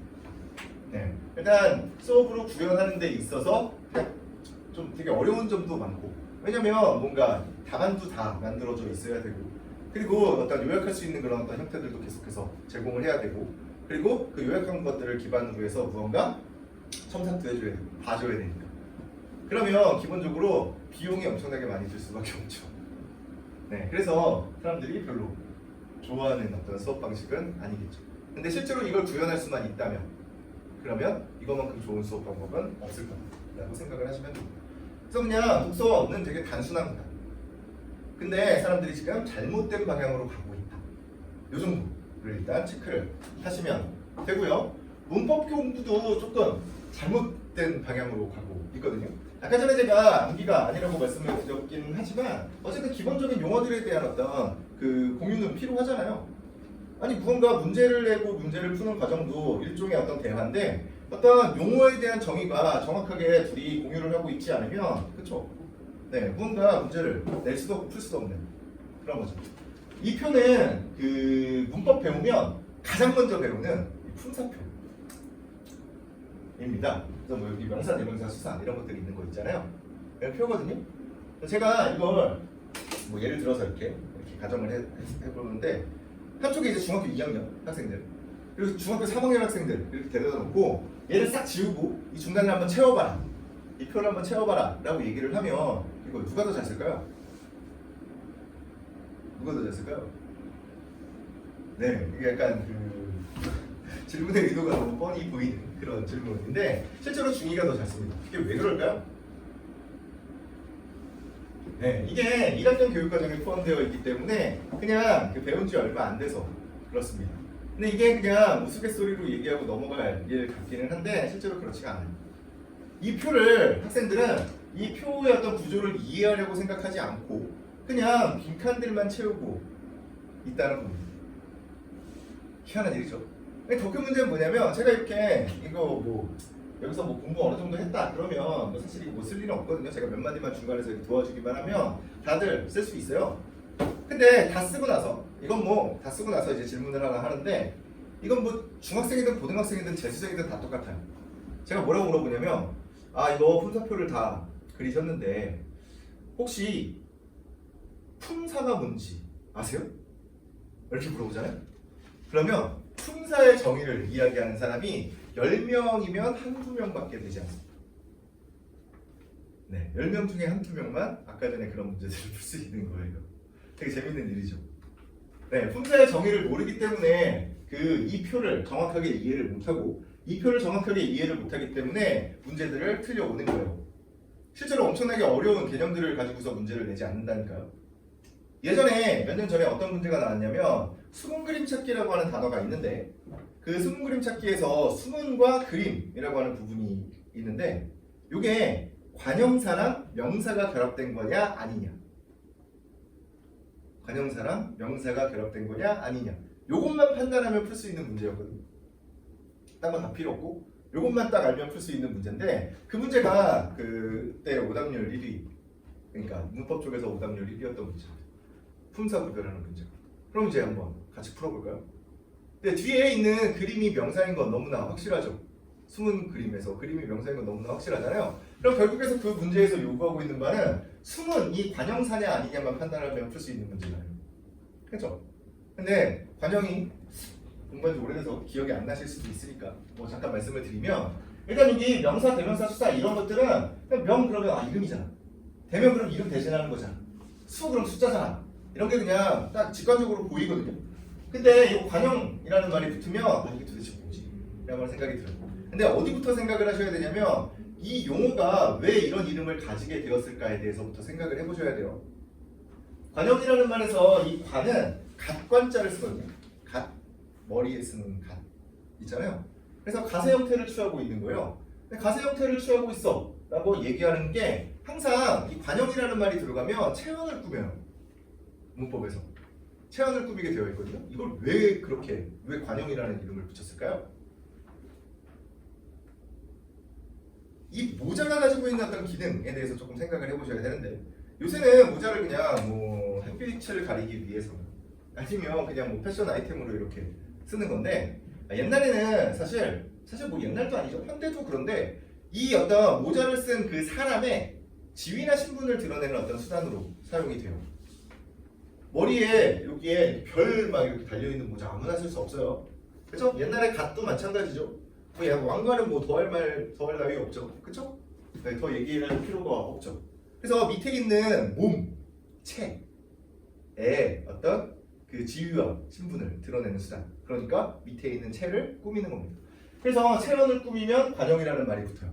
그리고 마찬가지로 뒤에 사가 붙은 건 여기 공통적으로 다 사가 붙어 있죠.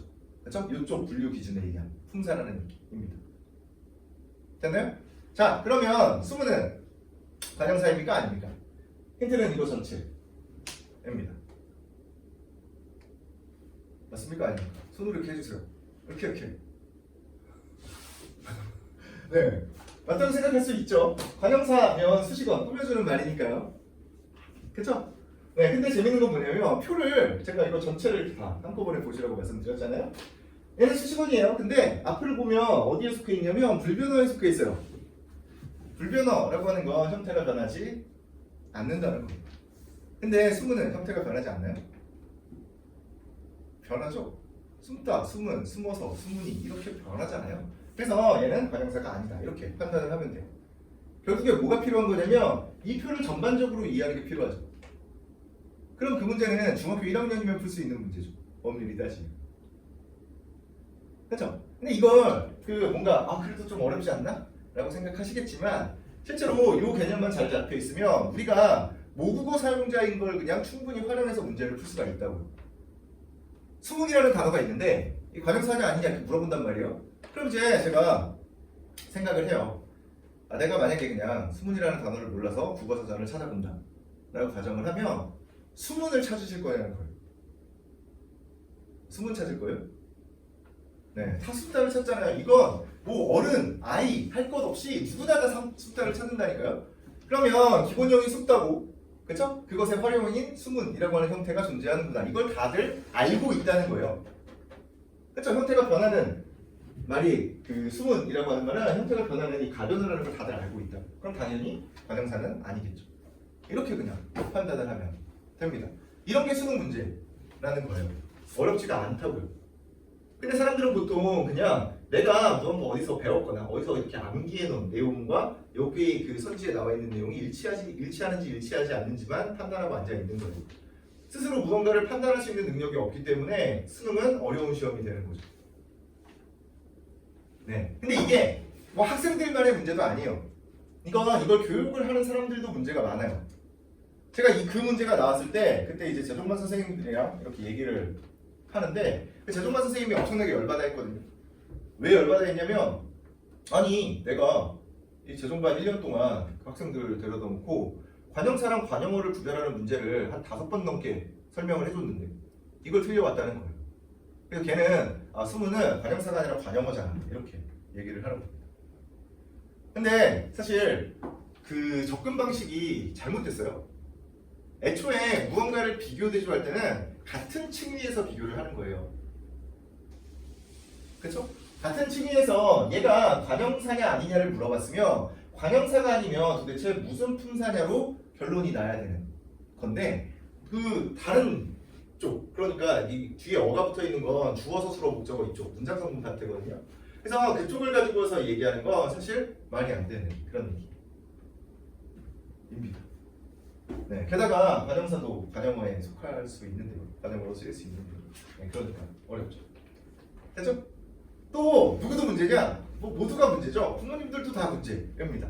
만약에 제가 요 수업을 했어요. 품사에 대한 수업을 하고 그 다음에 이 품사가 잘 정리되어 있는 그 어떤 표를 한 장을 이렇게 딱 드립니다. 네. 또 특정 경우에는 표를 주지 않고 이것에 대해서 막 구체적으로 막 엄청나게 써놓은 거 줄글로 막 이렇게 써 있는 한 20페이지짜리 이렇게 프린트를 드려요. 그러면 어느 쪽을 선호하시겠냐는 거예요. 네, 대부분의 경우에는 한 장짜리 표를 선호하십니다. 이건 학생들도 마찬가지고 부모님들도 마찬가지고. 자, 그게 학생들을 병들게 하고 있는 거다라고 생각하시면 돼요. 뭐 물론 제일 좋은 방식은 둘 다 주는 거죠. 그렇죠? 둘 다 주고 나서 이걸 읽어보고 그리고 이걸 기반으로 해서 이런 정리를 너네가 할 수 있을까? 이렇게 접근을 하는 게 가장 좋은 방식이라고 생각을 하시면 될 것 같습니다. 네, 그래서 뭐 모든 과목에서 또는 모든 영역에서 저희는 일단 저희가 지향하는 바는 최대한 양방향 소통을 기반으로 해서 읽기와 쓰는 그런 과정들을 통해서 양방향 소통을 하고 그걸 통해서 수론 능력을 배양하는 것을 목표로 하고 있습니다. 저희가 되게 싫어하는 그런 어떤 교육 방식은 일방적으로 이거 외워와라 라고 하는 거. 막 외워서 뭐 빈칸 채우고 뭐 이런 것들 되게 싫어하고요. 막 단순히 암기하는 이런 것들 되게 싫어하고요. 문제 막 몇 개씩 풀어라 이런 거 되게 싫어합니다. 문제를 엄청나게 많이 푸는 것 자체가 별로 그렇게 도움이 되지 않습니다. 이건 뭐 내신 같은 거 하면서 많이들 보셨을 거 아닙니까? 문제지를 막 이만큼씩 주는데 이만큼을 다 풀어봐야 그게 좋은 점수가 나오느냐? 딱히 그렇지 않다는 거죠. 그래서 제가 그 약간 싫어하는 문제집 중에 하나가 매일 3개씩 푸는 거거든요. 매일 3개씩 비문학, 매일 3개씩 문학 이렇게 푸는 거 되게 싫어하는데 매일 3개씩 푸는 건 네, 실제로 불가능하다라고 생각하시면 돼요. 학생들이 매일 3개씩의 비문학도 풀고 매일 3개씩의 문학도 풀고 매일 3개의 어떤 문법 몇 문제도 이렇게 풀고 이런 것들은 실제로 불가능합니다. 그걸 볼 시간이 없어요. 문제는 풀 수 있죠. 문제를 풀고 이렇게 넘어갈 수는 있는데 그거에 대해서 충분히 생각해보는 그런 시간을 가질 수가 없어요. 일례로 그냥 만약에 6월이나 9월이나 수능이나 시험을 보고 나잖아요. 시험을 딱 보고 나면 그 1타 강사 분들이 나와서 이제 총평을 하는데 총평을 할 때 진짜 구체적으로 수업하는 사람이 없어요. 네, 진짜 뭐 그냥 약간 네, 좀 덜 유명하신 분은 가끔 하기는 하는데 그런 분들은 하면서 이제 가끔 이제 잘못된 개념을 이렇게 전달하기도 하고 중간에 말을 버벅거리기도 하고 약간 그렇게 합니다. 제가 드리고 싶은 말씀이 뭔지 이해가 혹시 되시는지? 네, 그것을 전공하고 그것을 업으로 삼고 있는 사람도 그 정도 양을 정리할 시간이 없다는 거예요. 근데 학생들한테 그걸 요구를 하고 있는 거죠. 심지어 학생들은 다른 과목도 공부를 하잖아요. 그럼 이제 학생들이 이런 것들을 하다 보면 어떤 습관이 들 수밖에 없냐면 그냥 대충 읽고 답 체크하고 넘어가고 틀리면 아 이거 내가 저기 답 있네 이렇게 체크하고 넘어가는 그런 어떤 성향을 가진 학생이 됩니다. 그럼 이제 그 사람들이 보통 요새 얘기하는 집을 팔아도 안 되고 다시 태어나야 된다 그런 상태가 되는 거라고 생각하시면 돼요. 네, 그래서 최대한 이렇게 읽고 쓰는 기본적인 것들에 충실하면 좋을 것 같다. 네, 그래서 교육과정 조금 빨리 갈게요 이제. 네, 영역과 범위는 그냥 간단합니다. 어쨌든 수능 지문이 가장 그 어떤 완결성이 있는 그런 지문들이기 때문에 그 수능을 가지고 와서 기출 문제들을 가지고 와서 모든 영역을 다 가르치고 있어요. 네, 간단하죠?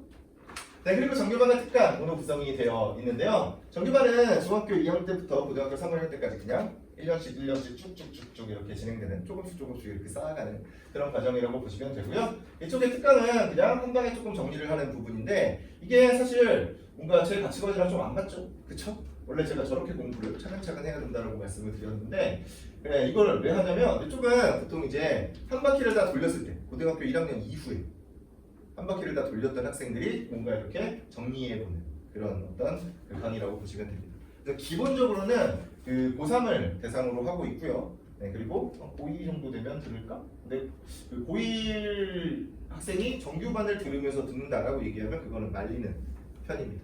네, 이렇게 구성이 되어 있고요. 네, 커리큘럼은 기본적으로는 문법과 문학과 독서를 큰 세 개의 축으로 해서 이렇게 진행을 하고 있는데요. 일단 문법 파트는 이번에 그 다루는 내용이 중세국어와 조어법, 그러니까 합성어 파생어 쪽입니다. 근데 중세국어는 어쨌든 이번 그 내신과도 직결이 될 거고, 네, 그리고 이 중세국어를 기반으로 해서 그 어떤 그 중세국어의 어떤 그 지식을 기반으로 해서 요 뒤에 있는 고전 시가를 읽어내는 연습들을 계속해서 할 겁니다. 그래서 약간은 그 뭔가 이제 약간 강독 같은 그런 그 문학 수업이 될 수도 있어요. 근데 그걸 무작정 이거니까 외워라가 아니라 같이 한번 읽어보는. 이걸 우리말로 어떻게 해석할 수 있을까? 물론 특정 한자어 같은 경우는 외워야 되는 부분들도 분명히 있겠죠.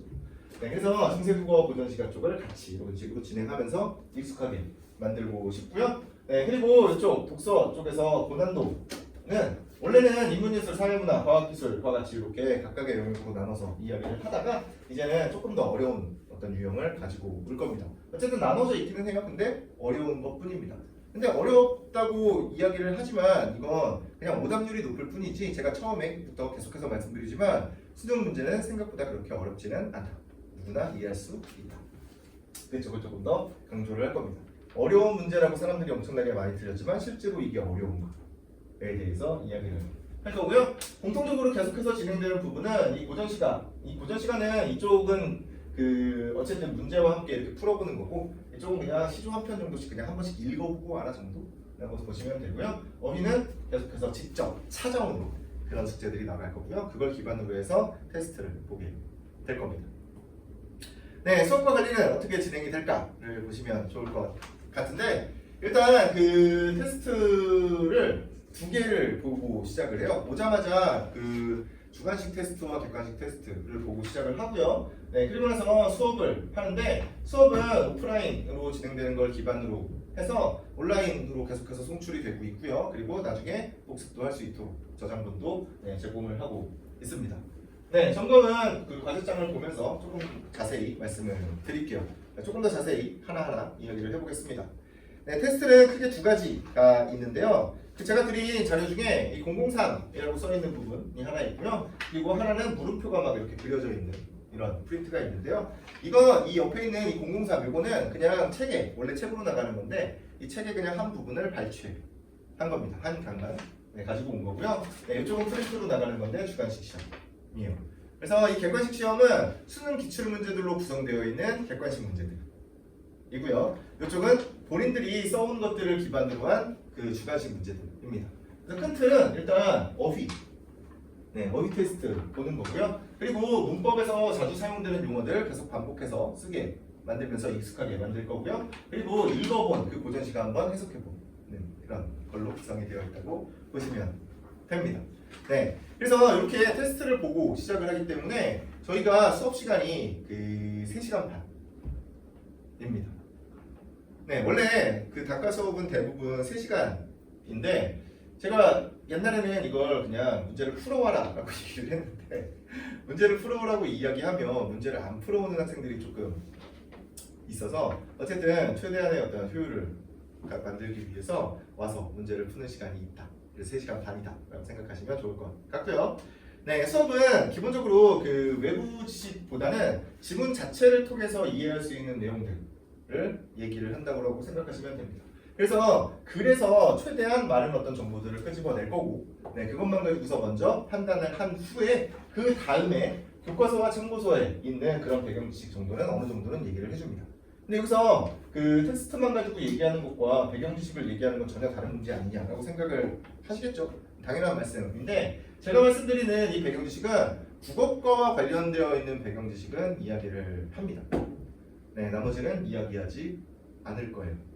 네, 근데 되게 재밌는 게 이게 애초에 학생들한테 어떤 정보들을 이렇게 많이 주고 나면 그러면 이 학생들이 어떤 작품이나 아니면 어떤 이론에 대해서 엄청나게 깊게 이해가 가능할 거다라고 생각을 하시겠지만 실제로는 좀 반대예요. 만약에 어떤 예를 들어서 윤동주 시인이 쓴 어떤 작품이 있다라고 가정을 했을 때 윤동주 시인 작품은 대부분 막 그냥 괴롭다, 내 자신이 너무 부끄럽다, 자기 자신을 계속해서 되돌아보면서 되게 부끄럽다, 좀 이렇게 다르게 살아야 되지 않을까? 이런 어떤 얘기들을 계속 한단 말이죠. 근데 학생들은 윤동주 시인의 어떤 작품들이 나오면 그냥 뭐라고 얘기를 하냐면 주제 뭐야? 그러면 그 일제강점기의 어떤 지식인의 고뇌입니다. 이렇게 얘기를 한다고. 그냥 외워서 얘기를 하는 거예요. 근데 문제는 그게 뭔가 학생들에게 더 많은 지식을 주고 이 학생들에게 그런 작품을 가르쳤다라고 하는 게 좋은 어떤 효과를 줄 것 같지만 실제로 그렇지가 않아요. 사실 그 작품, 어떤 작품이 됐든 간에 윤동주 시인의 어떤 그런 작품들은 실제로 진짜 본연의 어떤 인간으로서의 어떤 인간적인 면을 보여주고 있는 거거든요. 그러면 이 사람은 어떤 시대를 살아온 사람이건 간에 자기 자신을 계속해서 돌아보고 성찰하고 반성하는 그런 사람은 찾아보기가 힘들어요. 그렇죠? 잘 없죠? 대부분의 사람들은 자기가 무언가 잘못을 하거나 그래도 뭔가 핑계대기 바쁘죠. 그렇죠? 반론을 제기하기 바쁩니다. 자기 자신을 이렇게 객관적으로 성찰할 수 있는 사람이 없어요. 그러면 그런 것들을 보면서 이 사람 참 대단하구나, 현대인들도 막 느낄 수 있는 것들이 많구나, 되게 훌륭한 사람이구나, 이런 생각들, 훨씬 더 넓은 범주에서 좀 더 보편적인 생각들을 할 수가 있는데 학생들이 그냥 일제강점기 있기 때문에 뭔가 적극적으로 저항하지 못하기 때문에 괴로워하는구나, 되게 한정적인 정보로 이렇게 굳어집니다. 본인들이 어떤 상상력을 또는 본인들의 어떤 생각을 엄청나게 넓힐 수 있음에도 불구하고 반대로 되게 좁히고 있는 그런 교육을 하고 있는 거다라고 생각을 하시면 돼요. 근데 어쨌든 그런 문제들이 있는데 그럼에도 불구하고 윤동주 시인이 어떤 분인지를 말씀을 제가 드려야 되니까 학생들한테는 얘기를 해야 되니까 결국에 일단 글만 보고서 이 사람 되게 괴로워하고 있네, 뭔지 잘 모르겠지만 여기까지 얘기를 하고 그 다음에 이분이 어떤 분이었는지 이런 것들을 얘기한다는 그런 얘기입니다. 네, 밑에 질문과 답변으로 특정 주제에 대해서 자유롭게 토론한다라고 말씀을 드리고 있는데 실제로 인원수가 어느 정도 이상만 되면 자유롭게 토론까지는 조금 불가능하기는 한데 제가 이렇게까지 말씀을 드리는 이유는 저는 어쨌든 수업할 때 최대한 학생들한테 질문을 많이 하는 편이에요. 사실 수업하기 가장 좋은 건 그냥 제가 준비해온 거 한 시간 대충 맞춰서 다 준비를 해오잖아요. 준비해온 거 그냥 혼자서 막 떠들고 들어가면 가장 편해요.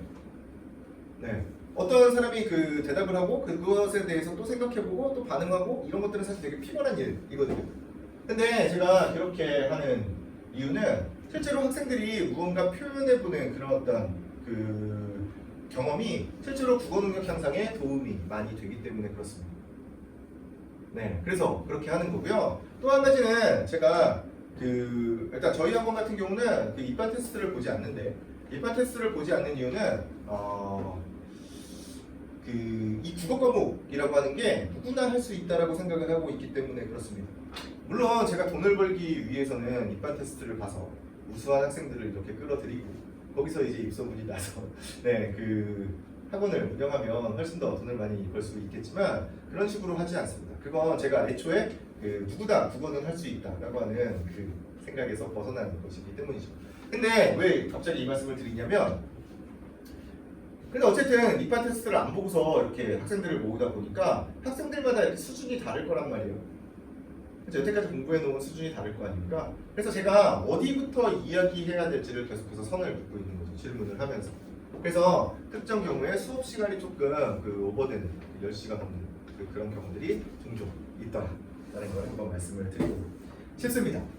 네, 수업을 예시로 준비를 하기는 했는데 아까 전에 뭐 비문학이든 문학이든 어떻게 생각할지에 대해서 말씀을 드렸기 때문에 이건 넘어가도록 하고요. 네, 점검 어떻게 하는지 보시면 일단 그 학생들이 와서 30분 또는 40분 동안 테스트를 볼 때 제가 먼저 그 과제장을 걷어서 먼저 읽어보면서 체크를 이렇게 합니다. 네, 체크를 하고 나면 제가 이제 수업을 하는 그 시간 동안 조교분이 밖에서 그것에 대해서 첨삭을 해주시는 거죠. 근데 이 첨삭을 그냥 뭐 조교분한테만 맡겨놓는 건 아니고 애초에 미리 둘이서 이제 그 얘기를 해놓고요. 네, 그리고 그 어떤 예시답안도 다 마련이 되어 있고요. 그리고 어느 부분이 많이 틀린다라고 하는 부분들은 사실 계속해서 누적해서 쌓이고 있는 부분이라서 별로 걱정을 안 하셔도 됩니다. 그리고 나서 수업이 끝나고 나면 학생이 첨삭 내용이랑 그 예시답안을 확인을 해보면 되죠. 근데 그 예시답안이 이제 뒤에 해설지가 이렇게 나가거든요. 그래서 해설지에 어떤 식으로 이제 요약을 해야 될지에 대해서 쭉 나오는데 그거는 조금 집에서 이렇게 보통 하는 편입니다. 요 정도 이제 집에서 도와주실 거면 이거 한번 읽어봤니? 이 정도? 네, 말씀해 주시면 돼요.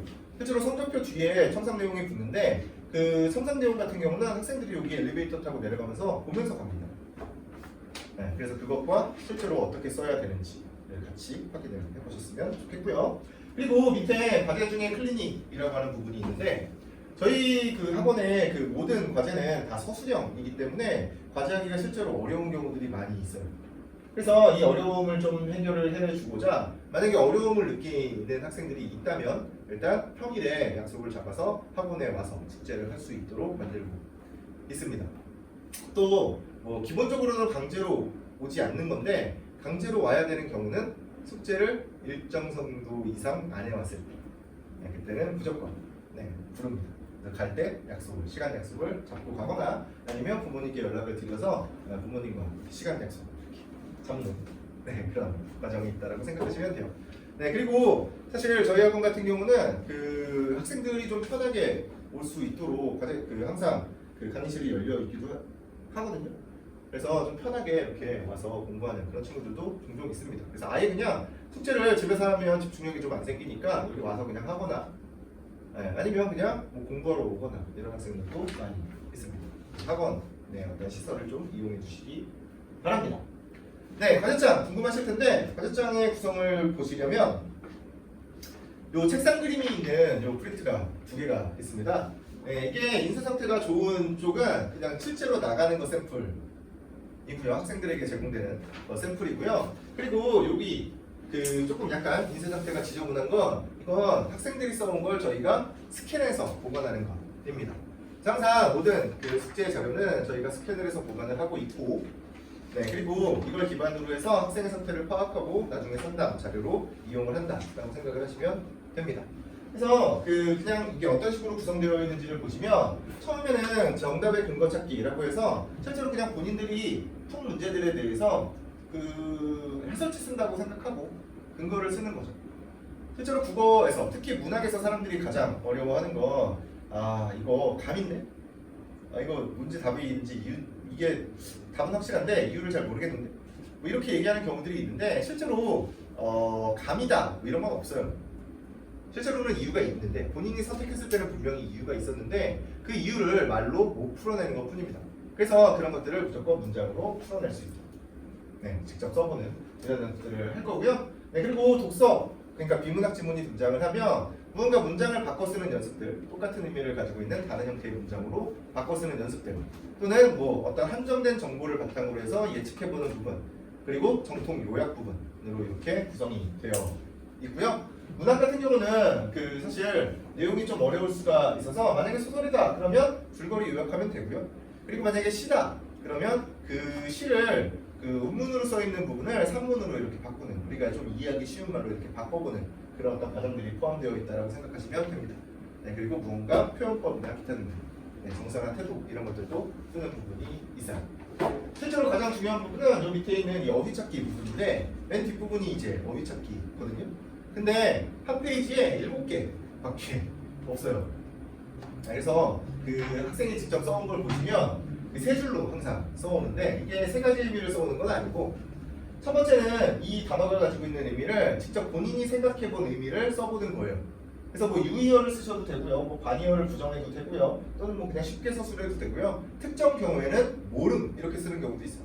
네, 그 샘플 보시면 모름이라고 써 있는 경우도 있습니다. 네, 두 번째는 사전적 정의를 찾아오는 건데요. 이 사전적 정의가 다음 주 주관식 테스트가 된다라고 생각하시면 됩니다. 실제로 이 주관식 테스트 같은 경우에는 실제로 제가 가장 편하게 이걸 해결할 수 있는 방법은 어휘책을 만드는 거거든요.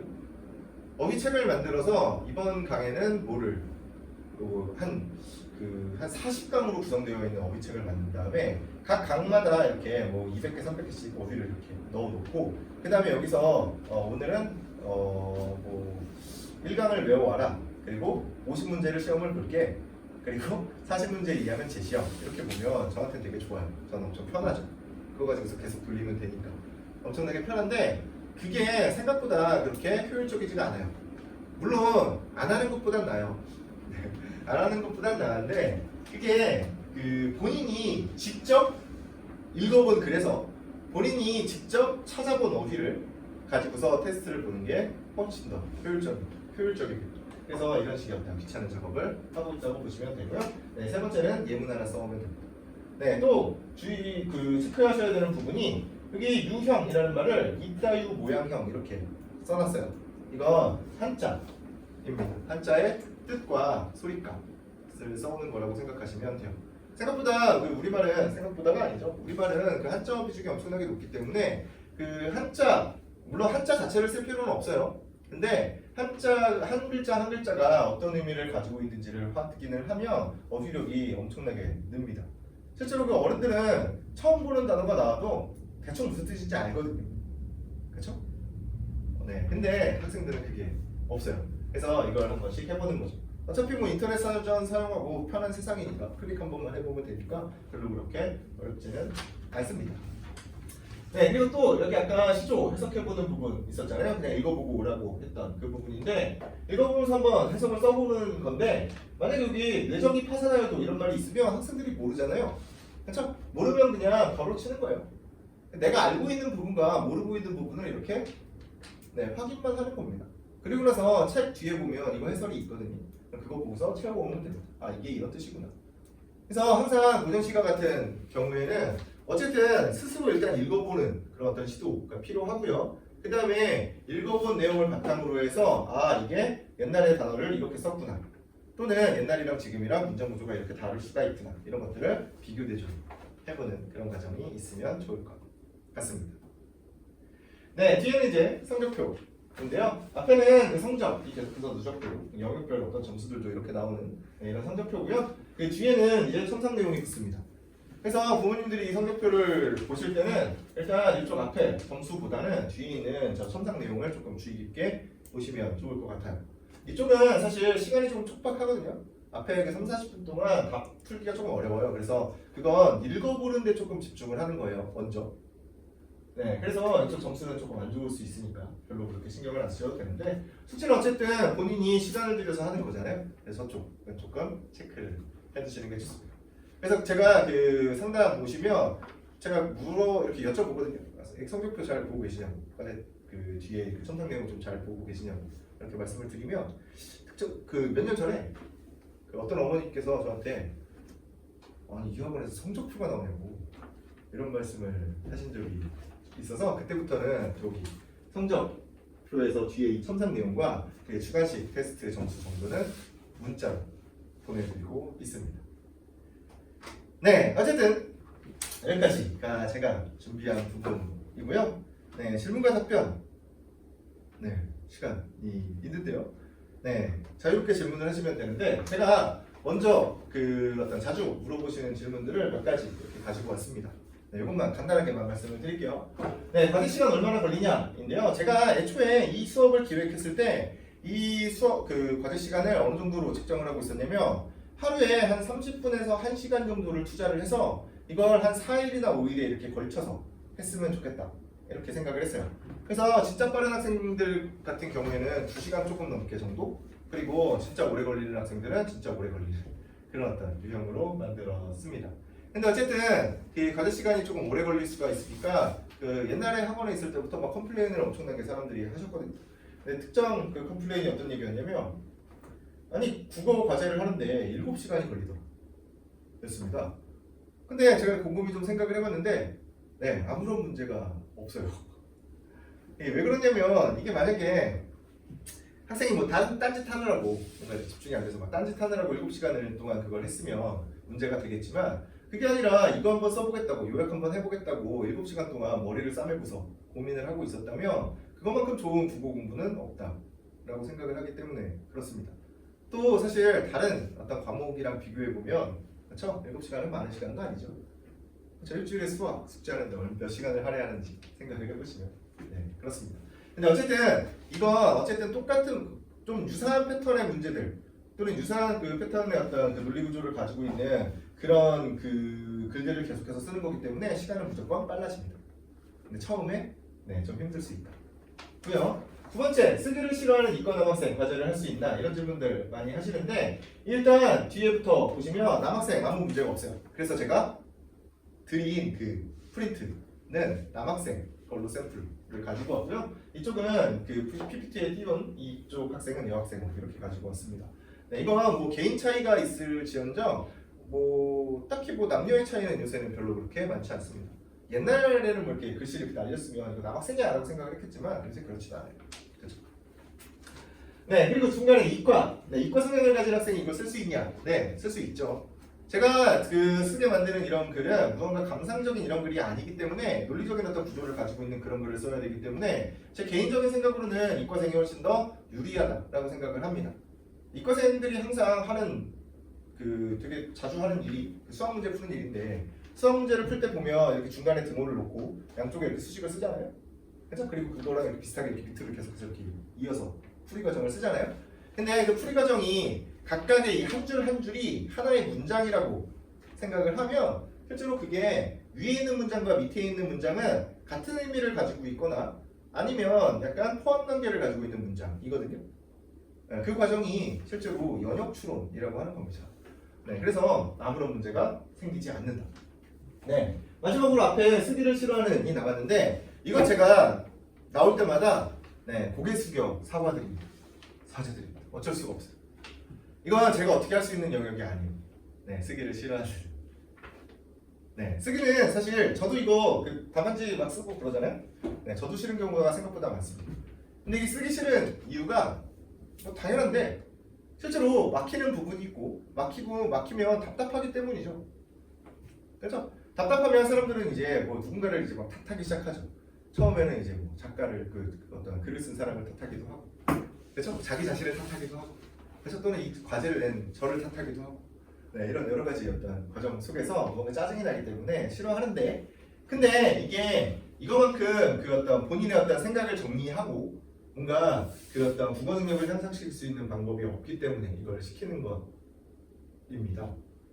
네, 실제로 제가 글 뭐 이 사람 저 사람한테 엄청나게 많이 쓰게 만들어 봤는데 학생들도 마찬가지고 그 뭐 사실 심지어는 학원 강사들한테도 시켜봤거든요. 뭐 진짜 초보 강사들 말고 진짜 막 원장급 막 이런 사람들한테도 시켜봤는데, 왜냐면 제가 이걸 뭐 평생 따라다니면서 다 써줄 수가 없기 때문에 자립심을 좀 키워줘야 되잖아요. 네, 그래서 좀 써보라고 얘기를 했는데, 아니 뭐 학생들은 아 선생님 저 이거 알아요 이런 거잖아요 이러면서 말로 대충 떼우려고 하고, 보통 이제 그 나이가 조금 있으신 분들은 아 내가 이거 뭐 국어 강사를 몇 년을 했는데 이걸 못 쓰겠냐, 그냥 시간이 없어서 못 쓰는 거지 이렇게 얘기를 합니다. 근데 문제는 뭐냐면 직접 써보고 정리해보지 않은 그런 사람들은 이걸 직업으로 하고 있음에도 불구하고 강사임에도 불구하고 실력이 늘지 않아요. 네, 실력이 늘지 않으니까 본인이 이 글을 가지고서 글만 가지고서 이해를 하고 문제를 풀 수 없으니까 배경지식을 가지고 오는 거고요. 그렇죠? 네, 그리고 만약에 무슨 모의고사, 큼직큼직한 모의고사들이 이렇게 나오면 스스로 내가 이걸 풀어보고 학생들이 이런 점에서 조금 논리구조가 이러니까 좀 어렵겠구나를 생각하는 것이 아니라 그런 분들은 항상 그 큰 학원에서 어떤 일타 강사들 같은 사람들이 총평을 하는 걸 기다립니다.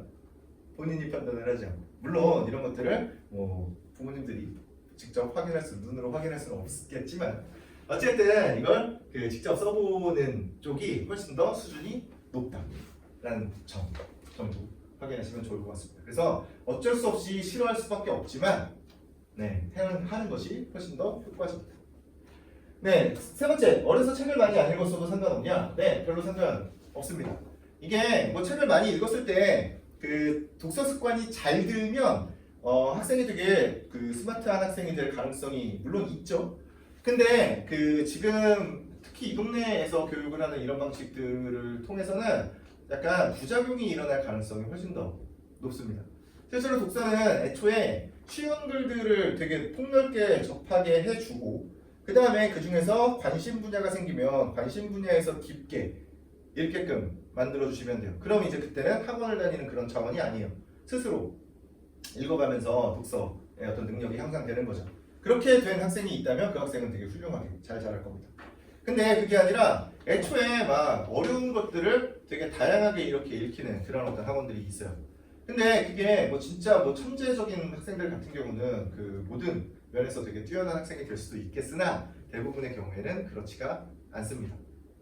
심지어 거기서 내주는 그런 어떤 그 커리큘럼을 소화할 수가 없어요.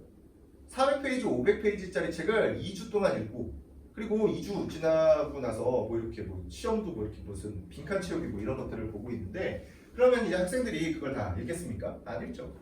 대충 보거나 그리고 뭐 여기저기서 이제 그 재미나이한테 물어봐서 대충 내용 이렇게 체크하는 그런 식입니다. 재밌는 건 뭐냐면 이게 뭐 물론 책 안 읽어도 돼요. 안 읽는 것 자체가 문제가 아니라 그게 잘못된 습관을 형성할 수 있다는 점이 가장 문제가 됩니다. 그러니까 사람들이 내가 분명히 이 책을 정독을 하지 않았음에도 불구하고 내가 어떤 이 내용이 나오면 안다고 생각을 해요. 안다고 생각하고 잘난 척은 하지만 실제로 만약에 그게 비문학 지문으로 등장을 하면 못 푸는 그런 일들이 벌어진다라고 생각하시면 됩니다. 그래서 어려서 뭐 책을 읽고 안 읽고가 중요한 것은 아니고 습관이 지금부터라도 습관을 들이면 되는데 정독하는 습관을 들이게끔 만들어줘야 합니다. 그 많은 양을 읽는 것이 중요한 것이 아니라 조금을 읽더라도 조금 그렇게 천천히 그리고 똑바로 읽는 게 중요하죠. 그래서 저희 학원 슬로건이 천천히 그리고 빠르게죠. 그렇죠? 제 이름이기도 하죠. 그렇습니다. 그래서 그런 습관을 들이는 쪽에 조금 더 집중을 하시면 되고요. 혹시 뭐 어떤 책을 읽어야 되냐? 그러면 되게 단순합니다. 교과서 읽으면 됩니다. 아까 전에 말씀드린 것처럼 교과서 내용을 읽어보면서 학원에서 제공되는 그 어떤 표를 이해할 수 있도록 만들어 주시는 게 가장 효과적입니다. 이제 내신 수업은 어떻게 진행되나 이런 말씀들 많이 하시는데요. 내신 기간에는 기본적으로 이 그 수능 수업이기 때문에 내신 기간에는 휴강입니다. 내신 기간에 휴강을 하고 있기는 한데 뭐 애초에 그 중간고사 1학기 중간고사 볼 때 보통 인원수와 상관없이 뭔가 이제 개인적인 사정이나 기타 등등 때문에 다른 학원을 못 갔다 그러면서 저한테 신청을 하면 보통 뭐 개설을 하는 편이기는 합니다. 근데 뭐 기본적으로는 휴강이라고 생각하시면 되고요. 근데 어쨌든 뭐 다른 학원을 다니든 아니면 뭐 혼자 공부를 하든 간에 만약에 저한테 도움을 요청을 하면 뭐 최대한 도와줍니다. 만약에 자료가 필요하다라고 얘기를 하면 자료를 뽑아줄 거고요. 그리고 그 공부한 자료들을 기반으로 해서 무언가 질문할 데가 없다. 그러면 제가 원래 수업 시간에 여기다가 전화번호를 적어놓거든요. 그래서 뭐 그 다른 학원 다니면서도 다른 학원에서 수업한 내용을 저한테 계속해서 질문하는 그런 친구들도 되게 많이 있습니다. 질문 충분히 그냥 편하게 할 수 있게끔 만들어주고 있고요. 그리고 진짜 시험 보기 전에 진짜 내가 한번 여기서 확인 한번 해보고 싶다. 그러면 공부한 거 가지고서 시험 보기 한 일주일 전쯤에 옵니다. 와서 오게끔 해서 약속 잡아서 와서 뭐 짧게는 뭐 30분에서 1시간, 길게는 뭐 조금 더 오랫동안 얘기를 하면서 그냥 제가 몇 가지 물어보는 거죠. 공부가 잘 돼 있는지. 그 정도만 해도 뭐 충분히 좋은 점수들 나옵니다. 그렇게 진행이 되고요. 네, 마지막으로 저 K 국어원이랑 비슷한 수업이냐 뭐 이런 말씀들 많이 하시는데 네, 기본적으로 제가 쓴 교재를 뭐 충분히 활용하고 있을 거고 그리고 제가 만들어 놓은 시스템을 충분히 활용을 하고 있을 거기 때문에 네, 비슷한 어떤 형태겠죠. 근데 어쨌든 뭐 사람이 다르기 때문에 당연히 내용은 많이 달라졌겠죠. 네, 어쨌든 자세한 게 궁금하시면 나중에 끝나고 개인적으로 물어보시면 좋을 것 같습니다. 네, 마지막으로 이제 시간표입니다. 시간표는 그 고1 같은 경우는 네, 토요일 아침 그리고 일요일 점심으로 구성이 되어 있습니다. 네, 둘은 같은 수업인데 토요일부터 시작을 하고요. 이게 먼저 이게 나중입니다. 그래서 교차로 수업을 들어도 아무런 상관이 없다는 점 네, 확인하시면 좋을 것 같네요. 네, 끝났습니다. 제가 준비한 건 여기까지고요. 네, 질문이 있으시면 저 끄고 말씀을 하시면 될 것 같습니다. 네, 일단 여기까지고요. 마지막으로 한 말씀만 드리면 제가 이렇게 드리는 말씀이 그 기본적으로 이제 그 어머님들께서 너무 원론적인 얘기만 하는 거 아니냐 이런 말씀들 많이 하시는데 실제로 그 원론적인 것을 구현할 수 있다면 또는 학생들이 그런 것들을 실제로 실천할 수 있다면 네, 그러면 결과는 당연히 좋게 원론적으로 따라올 수밖에 없죠. 근데 다른 방식, 무언가 빠르고 뭔가 어떤 기술적인 측면이 분명히 존재할 거다라고 이렇게 생각을 하면서 접근했던 학생들은 다들 대부분 네, 고등학교 4학년을 맞이하는 거죠. 네, 무언가 지름길이나 어떤 편법이 있다고 생각하지 마시고 몇백 년, 몇천 년 동안 이어져 있는 이 어떤 원론적인 부분을 조금 더 네, 깊게 생각을 해보시는 그런 네, 어떤 경험들을 하시면 좋을 것 같습니다. 그리고 그런 길에 오늘 제가 말씀드린 것들이 조금이나마 도움이 되었으면 좋겠습니다. 네, 여기까지 하겠습니다. 감사합니다.